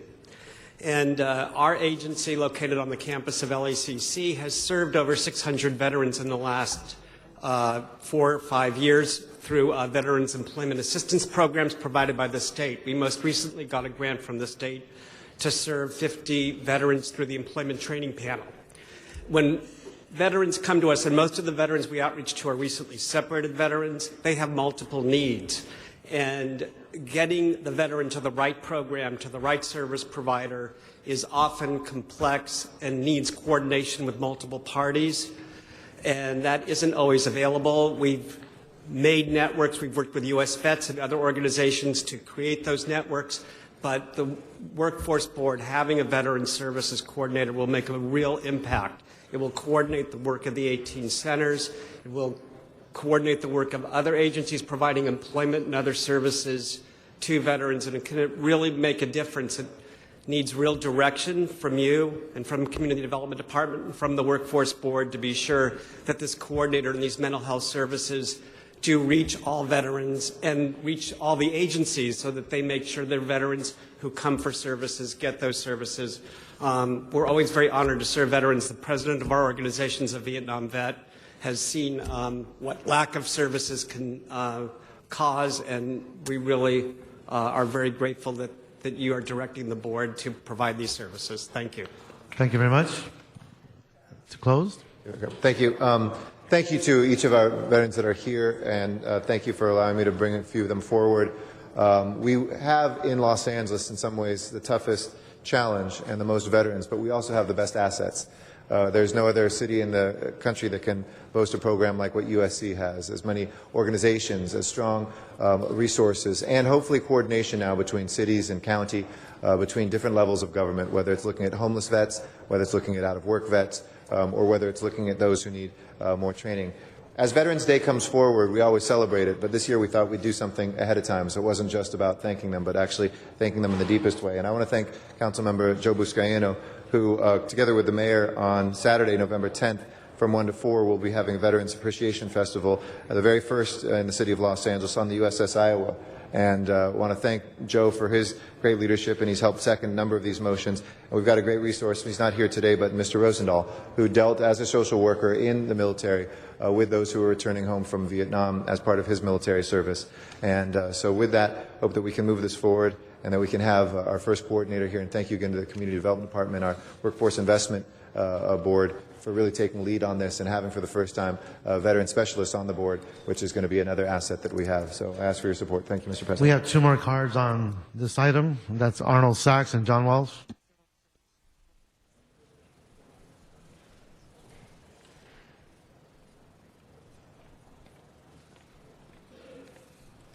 Yes, thank you. Good morning again, Arnold Sachs. You know who's missing today? Members of the Chambers of Commerce and the Home for Good program. That's a program that was introduced a couple of months ago. So why not have a veterans coordinator involved with the Home for Good program? And doesn't the Chamber of Commerce work with the Workforce Investment Board regarding business? So you're almost redundant. And speaking of being redundant, this community, this person is a coordinator. Let's see. You had a inspector general for DWP that was voted on by the public, and it took almost 8 months to have that person put into position. Do you have a time frame, a sunset date, to have this person in office, to have this person funded, to have this person up and operating? It's not listed in this agenda item. We know from experience how long it took to get, like I said, the Inspector General for DWP after it was voted on. Stay focused on the item, please. I am focused on the item. Pay close attention here, sir.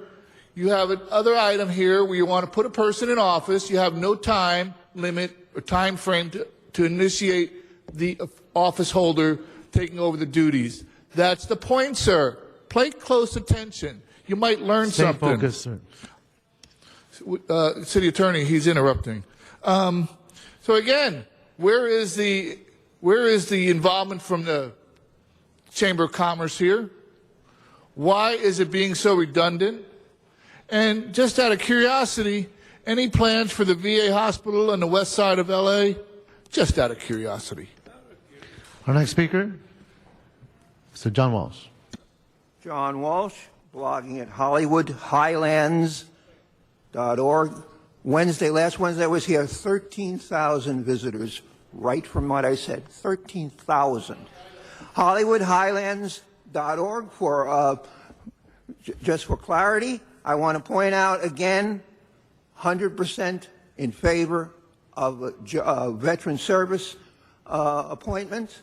My father was a veteran. My great-great-great-grandfather, Mr. Murphy, was a Revolutionary War veteran who was disabled. They said he went crazy. Well, he had PTSD. They didn't know about that in 1780, but he had PTSD, and they had the Crown, King George had no Veterans Affairs.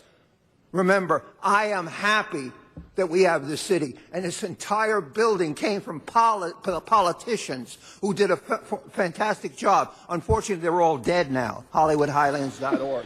Thank you very much. That concludes public comment. Let's open the roll, close the roll, tabulate the vote. 11 ayes. Okay, our next item. Item 13, call special for cards. Okay, I have Councilman Labange as well, who called it special. Would you like to speak first, sir? Yes, I would. I'd like to ask that our team of experts from the Department of Transportation, Los Angeles Police Department, go to the center table. This is just a briefing. This weekend is a kaleidoscope of activity from the Lakers-Clippers game at Staples to Oregon, USC at the Coliseum to UCLA in Arizona at the Rose Bowl, as well as in the San Gabriel Valley, Santa Anita, and the Breeders' Cup. This provides a compound of traffic opportunities, of challenges through the 110 corridor and the variety of freeways and roadways. We'd just like to ask a quick report. Councilor Labange, we also have, I'm sorry to interject, but we also have the Live Nation concert at the Cornfield.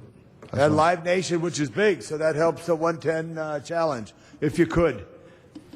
Yes. Good morning, Mr. President, council members. Let me first say that this is a slow weekend for the city as far as number of events. We usually average, Aram Sahakian with DOT. We usually average 15 to 25 events on any weekend.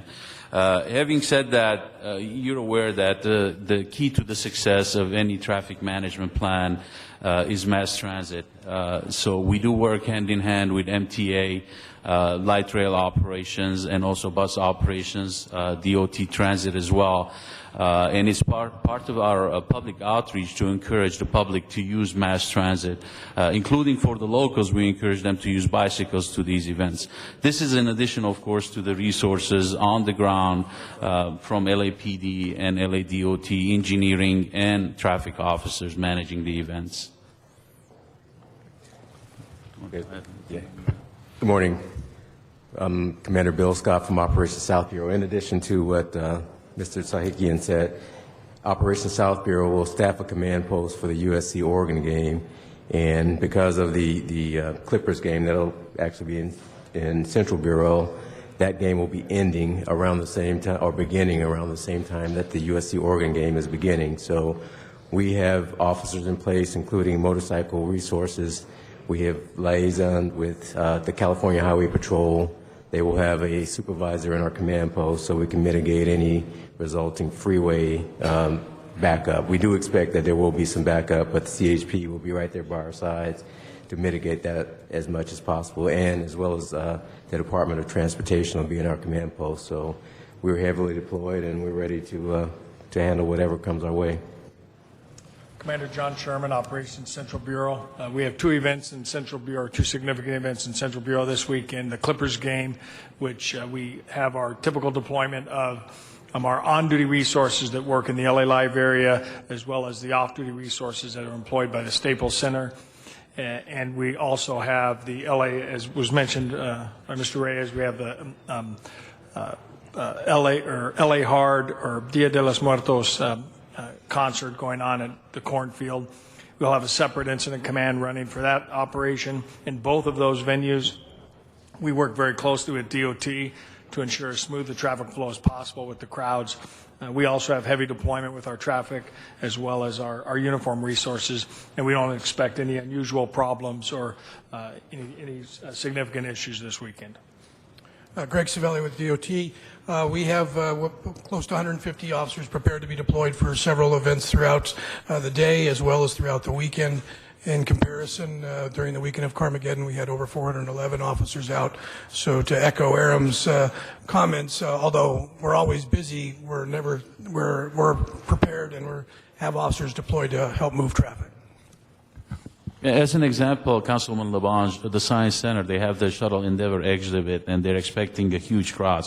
So we're having them park at the Staples Center and lose the light trail to get to the exposition complex. Just one thing I want to remember, just with all these people, and when Mr. Reyes mentioned at the Cornfield State Park, a lot of pedestrian mobility, and then sometimes jaywalking, just to keep people aware and safety. And I know Bruce Gilman, I think, is the PIO for DOT, does a great job. Get that word out to remind people to slow down, because it's going to be a fun event for everybody. But we want to make sure everybody gets home safely, is all you do. Councilor Labange, I think what's critical too is that we are emphasizing public transportation, the goal line stations that are adjacent to the events. So the more we can introduce dash shuttle systems more folks can look at the schedules for when the trains are coming and going, much easier for everybody. And I think that'll be a big plus for the circulation issues of these areas. So what are you going to... Yeah, I was just going to say, Jonathan Huey is in the front row there. He's works with Mr. Gilman. He has put out media advisories, as well as there's information out on social media about the events and to avoid the areas if you're not attending these events. And MTA is involved with you side by side, shoulder to shoulder, Caltrans and the Caltrans, CHP, they're all at the sheriffs, table. everybody. Thank Yes. Okay. Thank you. Well, we have two persons on the queue. We have Councilmember Zine and Councilmember Buscaino. Councilmember Zine? Yes, also 6 forthwith, please, on item 6 that we already went through. I just want to acknowledge DOT. I worked the Hollywood Boulevard assignment Halloween, and I want to acknowledge the DOT folks. They were running around, blocking off intersections. We did have a shooting, 3 people shot.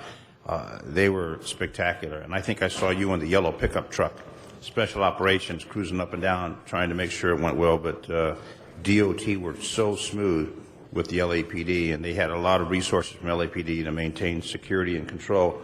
But DOT was on the spot, moving back and forth. Those cones were coming up and down like a record pace because things were changing so quickly. And I know that the events that are taking place here in the metropolitan area are going to be well policed. We do have Dia de los Muertos in Canoga Park. Sherman Way is going to be blocked off. Dia de los Muertos on Sunday. DOT personnel out there.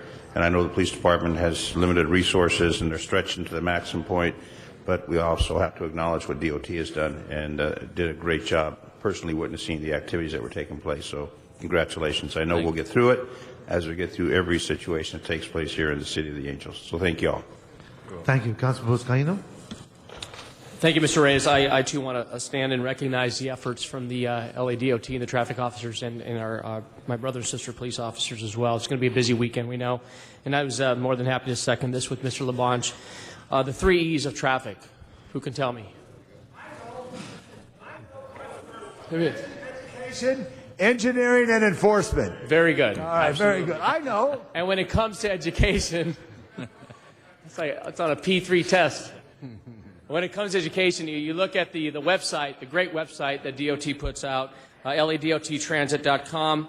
We encourage all of our residents to click on the schedule and maps to get an idea of the times that are of a transit. It's not HollywoodHighlands.com. No, it's LADOTtransit.com.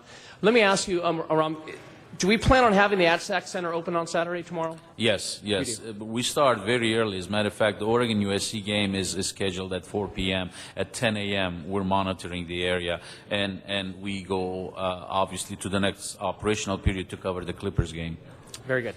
And I know if we can handle Carmageddon, I think we're ready for this weekend. So looking forward to a safe winning. Yes, we can handle that. We're ready.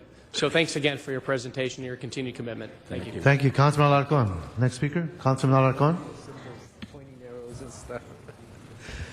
Well, actually, the question is for all of you. I was just wondering if there was anything you could do to ensure that UCLA and USC both win this weekend.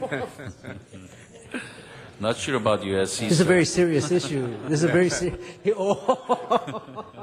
I'm a Trojan. I didn't say it. I'm a Trojan, but they're playing No Oregon. comment. No comment. All right. Okay, so you know what's on the queue. We all have 2 speaker cards on this item. Arnold Sachs and John Walsh. Okay, we're not.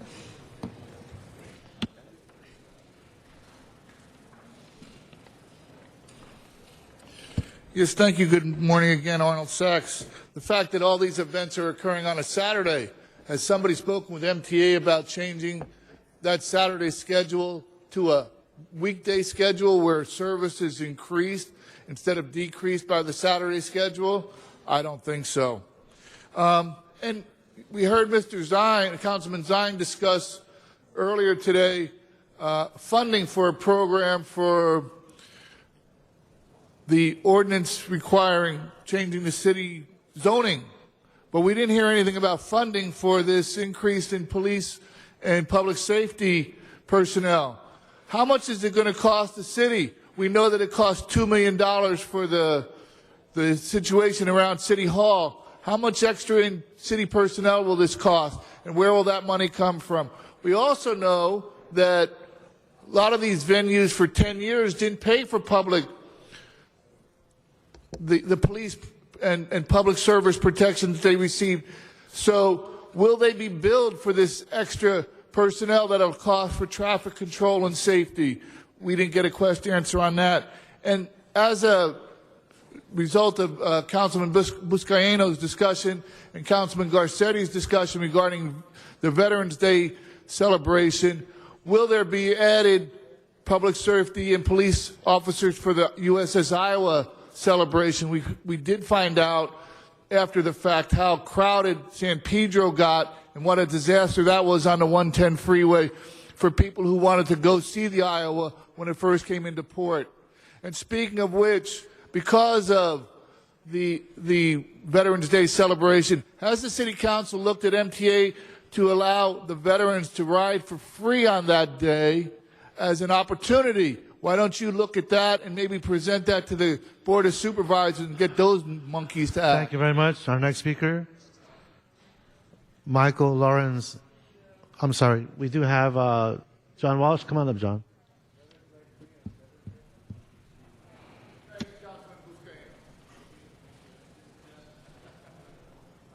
John Walsh, blogging at HollywoodHighlands.org. Go there now. You'll see something you've never seen before on our website. The police did a good job after the shooting. Now, I was there when the shooting occurred on Hollywood Boulevard at Whitley. How the police describe it is totally at odds with what the eyewitness I saw it as. Mr. President, he's not talking about this I'm item. talking about crowd control, and I'm using Hollywood as an example. There were 6 shots that rang out. 6 shots. Sir, please stay focused on the motion. Okay, just for that, I'm going to take the full 2 minutes.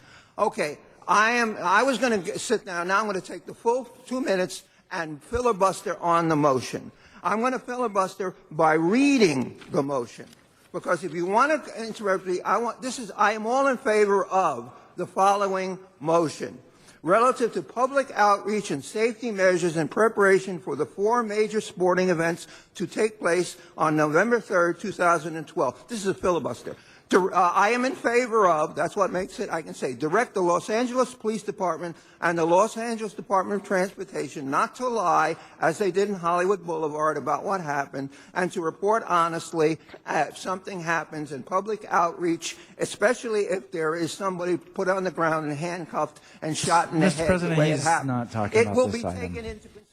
I'm back on November 3rd in light of the 4 major sporting events scheduled to take place Thank you, Mr. simultaneously that afternoon and evening in downtown adjacent areas of Los Angeles. See, I filibustered. HollywoodHighlands.org. Just let me say what I want. Thank you very much, sir. Thank you very much. Councilman Zine. If I can just add, if Mr. Walsh is a witness to that shooting where 3 individuals were shot, he should contact the Los Angeles Police Department Hollywood Division and give that information. It's not on this I know it's not on the agenda, but he We're in a mentioned special he's a meeting witness right to now. a shooting. We're He in a should special give that meeting right information now. to the Los Angeles Police Department. It may not be on the agenda, but it's public safety, and I'm concerned about public safety. Mr. Walsh should contact Hollywood Thank you, detectives Mr. Zine. with that information. Thank you. Thank you, sir. Okay, let's open the roll, close the roll, and tabulate the vote. 11 eyes. All right, I believe that concludes special meeting agenda. Would that be accurate? Yes, Mr. President, do you wish to adjourn the special meeting and return Yes, to the regular? let's adjourn the special meeting and return to the regular meeting. And for the record, I believe there was requested for item 6 to go forthwith. Okay. So And we are that- now at public comment? Yes. All right, Arnold Sachs, Michael Lawrence Dickerson. Number 9. On number 9? Forthwith? Okay. Arnold Sachs, Michael Lawrence Dickerson, and John Walsh, please come on up. Yes, thank you. Good morning again, Arnold Sachs. Another fascinating meeting on Wednesday with the discussion of by Mr. Santana and the budget crisis that the city faced.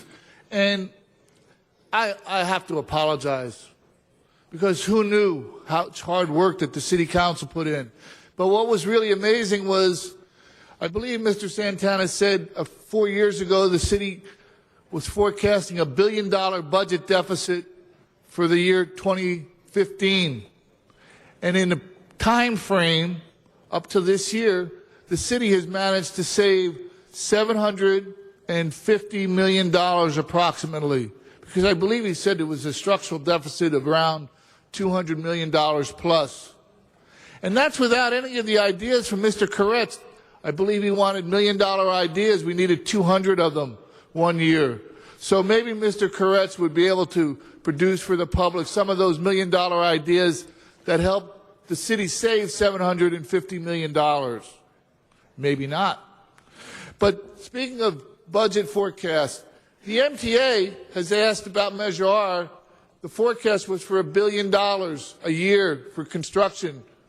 Yet, according to their financial reviews in the last 4 years, they've never made more than $650 million for Prop A and Prop C. So they're only $350 million in the hole on that. So how do you forecast $1 billion in construction revenue when you're $350 million in the hole? So maybe the city's deficit wasn't really $1 billion. Maybe it was just another number that was made up. Or maybe it was $1 billion, but who knows? The facts are right here. Thank you very much. Our next speaker is Michael Lawrence Dickerson. Thank you very much. Michael Lawrence Dickerson. I would like to read a letter from the principal of Grape Street Elementary School, Jared Turner. It's dated January 23rd, 2012. To whom it may concern, this letter is to inform you of a grave concern I have regarding the students that attend our school. The intersection of Wilmington Avenue and 112th is a safety hazard. Unfortunately, some of our students have been injured or in high danger when they cross the street. As principal of Grape Street Elementary School, I have made student safety a priority, and I strongly believe that it is important that I write this letter to encourage the City of Los Angeles to put a stop sign or a blinking light at the crosswalk in this intersection. That would assist drivers that travel through this intersection to be advised/aware of the pedestrians that are crossing the street. I appreciate your consideration in this manner. Please help to provide my students and community members the safety that is greatly needed. What has happened is we have at Grape Street Elementary School a signal light on 111th Street, but since the blue line has now coming across every 7 minutes each way rush hour, traffic tends to collect behind it and kind of collect in front of it. The intersection that I'm talking about, I have pictures here and a map that I'll leave hopefully with our council representative, has created a diagonal crossing situation that is very dangerous. The reason I think it's important to consider by all the council members here is that the blue line, all the light rail system serves the entire city. So since some areas are more greatly impacted by their flow, in this particular case, the Grape Street Elementary School kindergarten yard is actually on 112th Street where this new light should be placed. So I'm going to leave this with councilman, sorry, sir. I haven't been here since your predecessor, actually. Pictures of the intersection and all that. Thank you. Councilman Buscaino? We'll be more than happy to meet with Michael on the side here and talk about the issue. Thank you. Thank you. John Walsh? Walsh, blogging at HollywoodHighlands.org. If you want to see, Mr. Rosendahl complained that the mayor wasn't here. The mayor wasn't here. If you want to see who the mayor is hanging out with and you want the name of his girlfriend, his new girlfriend, come to our website and you'll see her in a lesbian love scene in one of her movies. It's right here. Come to our website. Now, everybody in City Council knows what is true. All the press does, but they're afraid. They're too intimidated. They're waiting for another press outside of L.A. to break the story about Kate Del Castillo, a major star in Mexico and the star of the mayor's new movie, which is My Life with Kate Del Castillo. You want to see her in a lesbian love scene, come to our website. Now, no on Proposition J. Now listen to this. If you vote for Proposition J, you are putting the county of Los Angeles on a $90 billion hook. Now let's take it Hurricane Sandy, the worst hurricane in the history of America. What is the bill for Hurricane Sandy? $50 billion. In other words, we are about to put ourselves on the hook for almost twice the amount of money it's going to cost to repair the entire eastern seaboard. And what will we get in return for $90 billion, most of it going to banks and financial institutions to borrow? We will get the subway to the sea 3 or 4 years earlier. And in the year 2069, when the tax expires, but it won't expire because you're waiting for this to pass so that you can put another half-cent sales tax on the ballot.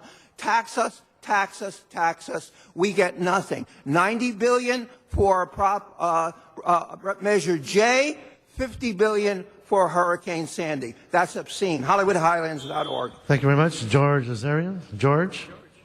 Mr. Azarian, George? Hi, my name is George. Mac Foundation, non-profit organization. To close, non-profit organization. I no work for money. I no need money. I work only for low-income people.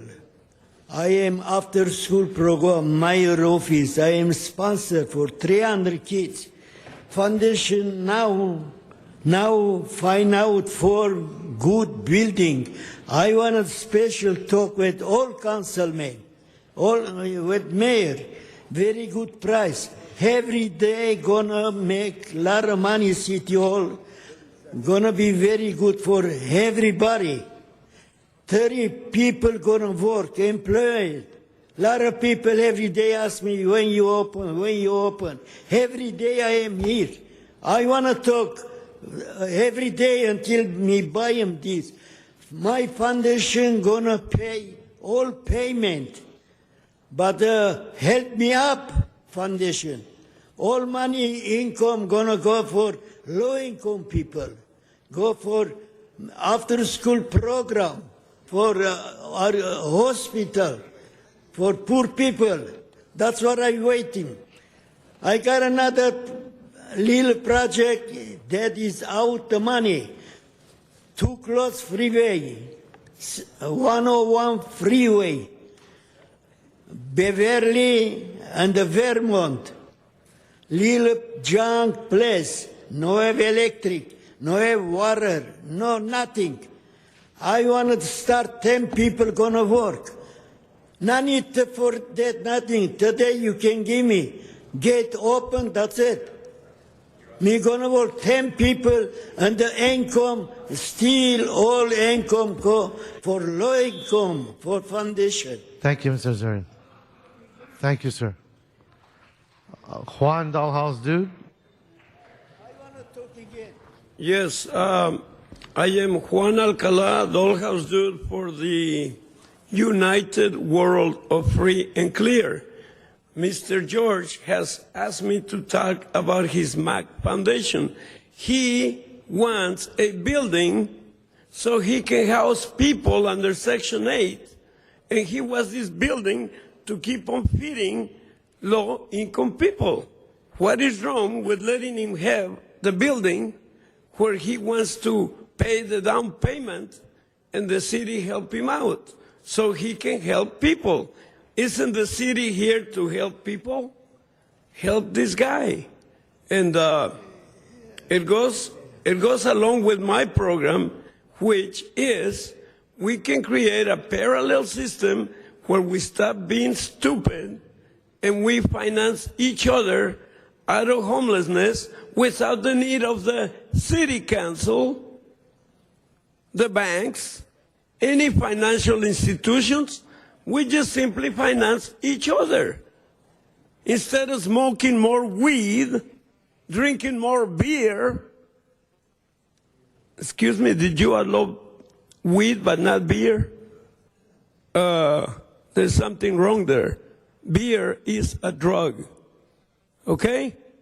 Outlaw alcohol before you outlaw weed. I don't support weed, okay? But listen, I support housing for everyone. So if we do that, if we finance each other and we go past all of this BS, all of this red tape, we the people can do it. You're not the government. You're only the administration of the people's money. I don't know where you got the idea that you are the government. And you act as if Thank you you, were sir. the government. Thank you very much. Henry Marine?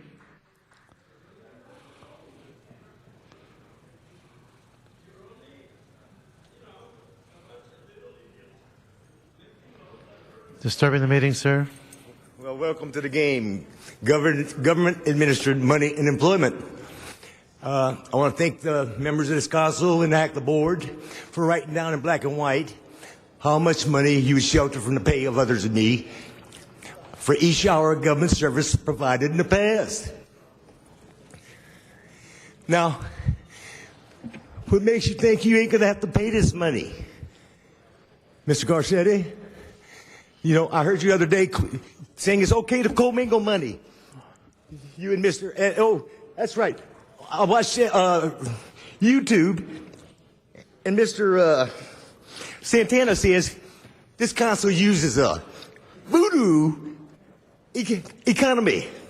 You got the voodoo economy, but I'm from the Bayou State, and that money withheld by you is going to be repaid by you with interest. So when you going to get somebody to account for it? Lasers are saying they're waiting to do it, but you won't tell a city attorney to account for this money. I don't mind waiting the second line. I learned how to do the second line when I was 6 years old in prima grade. Now, y'all got to learn how to count. The root cause of debt is what? Making deductions from the Golden Eden Trust, right? Before that, nobody had no debt. What you take in the first place, you got to return to the second place, just like Job. Like I told you before, ever since I discovered a worker named Job got twice as much as the food demanded power attorney to use it with in the first place, I've been waiting for this day. Now, I'm already collecting Social Security, and y'all turning this into senior abuse, not counting for my money. I got a DD 14. They know how to count for my money. How come y'all don't? Because y'all ain't the government. Y'all is the voodoo people. Thank you, sir. Daniel Jones? Again, you are disturbing the meeting, sir, for the third time. Daniel Jones? Good morning. My name is Daniel Jones. I'm here to Fourth time, sir. follow up on the time that I lost last week, and don't worry. Mr. Buscano, you're from the San Pedro area, right? You're a cop, or was, right? How many drug raids did you involve yourself with from the Long Beach Harbor? Huh? Mr. Buscano? U.S. Customs Service, you can call them right now. They got it up on the board. What ship, what harbor, what time the docks are offloaded with the drugs. Please address the whole council. Mr. Parks, how about that one? You're chief of police for Los Jones Angeles. again. I need you to address the Oh, whole I'm sorry. council. I'm addressing everybody in the city then? Is that what I'm doing? Right. It's no longer a secret. You can call the U.S. Customs Service. They'll tell you. They let the drugs off so you all can follow the money under a 2-year investigation. Right? Right. I was there. My Social Security number, you already know that. My W-2 forms, you can look what companies I work for. I put in every communication network you got in the city, from San Diego to Los Angeles. For the Department of Justice, I had no escort badge for 6 years. I'm surprised there's not an attorney in this room asking me to testify for a grand jury or anything. But guess what? I was at the police commission Tuesday, and I put a request for the inspector general to answer one question for me. Not who, what, where, when, or how, but why did the Los Angeles City Police Department allow those drugs off the boat in the first place? I'm going to get a written statement. I'm going to bring it right back here. I'm going to make sure you all know about it. Same with the city of Los Angeles. Thank you very much. We do have one more card. Doesn't have a name. It says Veterans Affairs Coordinator of the USC Military Social Work Program. Not here. Okay. And Councilor Labange, I believe you have a presentation. We end our meeting today visiting us from England is Scott Dunn. He's part of our Sister City program in Europe. Give Scott a big hand. He went down Scott. to Exposition Park and saw the space shuttle and many things around. This is official welcome on behalf. So when you see the Queen, tell her you're a good boy here in Los Angeles and had a great time, and we welcome you. Thank you, Scott Dunn. Okay, when he sees the Queen. All right. Okay, that concludes that item. I'm getting on a plane in a minute, so excuse me, I would have been dressed up. So excuse that. Thank you. Thank you, LA. And thank you, LA, for this. Thank you. That was English. Great. All right. Next item, Madam Clerk. Council has motions for posting and referral. Post and referred. That clears the desk. Members, any announcements? Announcement, Councilman Buscaino and Councilman Zine. Thank you, Mr. Reyes. This week, speaking of sister cities, this week we were able to celebrate 25 years of the Port Sister City with the Port of Tokyo. I joined Commissioner Dave Arian and signed an MOU with the Port of Los Angeles and the Port of Tokyo for hoping for another 25 years, and we discussed the importance of greening the port. We talked about making it competitive, and the head of the Port of Tokyo was very intrigued by what we've done in the Port of Los Angeles, especially when it comes to making the port more energy efficient. So, Tom, I thought about you. You're in flight, I believe, coming back. But we had a great, successful celebration of celebrating our port's relationship and our sister city program with the Port of Tokyo. Thank you. Councilman Zine. Thank you. A couple of events that are happening that hopefully the folks can participate. Hold on a second. Let me get this cleared up here. The Dia de los Muertos is going to be happening Sunday, Sherman Way between Topanga and Canoga. Everyone's invited. It's a wonderful free event, Dia de los Muertos, and there'll be a big festival out there. Also on Saturday at the Barnes & Noble 6100 Topanga Canyon, Topanga Canyon, the 41D Man of Valor, Randy Simmons' wife, will be autographing books, and that's an event that we hope people will participate. I will be stopping by there. Randy Simmons, the SWAT officer, the first SWAT officer, dying line of duty, his wife, will be signing books that she wrote. So that's going to come up this Saturday at the Barnes & Noble on Topanga Canyon, 6100 Topanga Canyon. Also, we want to congratulate St. Mary's of Assyrian Church that's reopening after a devastating fire, and they're going to be celebrating this weekend. So we want to acknowledge and thank them for coming back to the community. Many events happening throughout Los Angeles. Thank you. Councilor LeBon. Thank you very much. And, NBC Universal has a telethon tonight to raise money for those who are challenged. And as we knew in the 1994 earthquake, how long it takes to get settled. Our brothers and sisters in New York and the tri-state area having great impact. So we want to watch forward to that. And also remind them the most important news, this is spring forward, fall back, set the clocks back 1 hour. And also check your batteries on your smoke detectors in all your rooms to make sure for safety. It's a good reminder at this time. So we fall back the clock as we go into the standard time. Thank you, Councilman LeBon. Do we have any adjournments? I don't see any adjournments. Have a great and safe weekend. Thank you very much.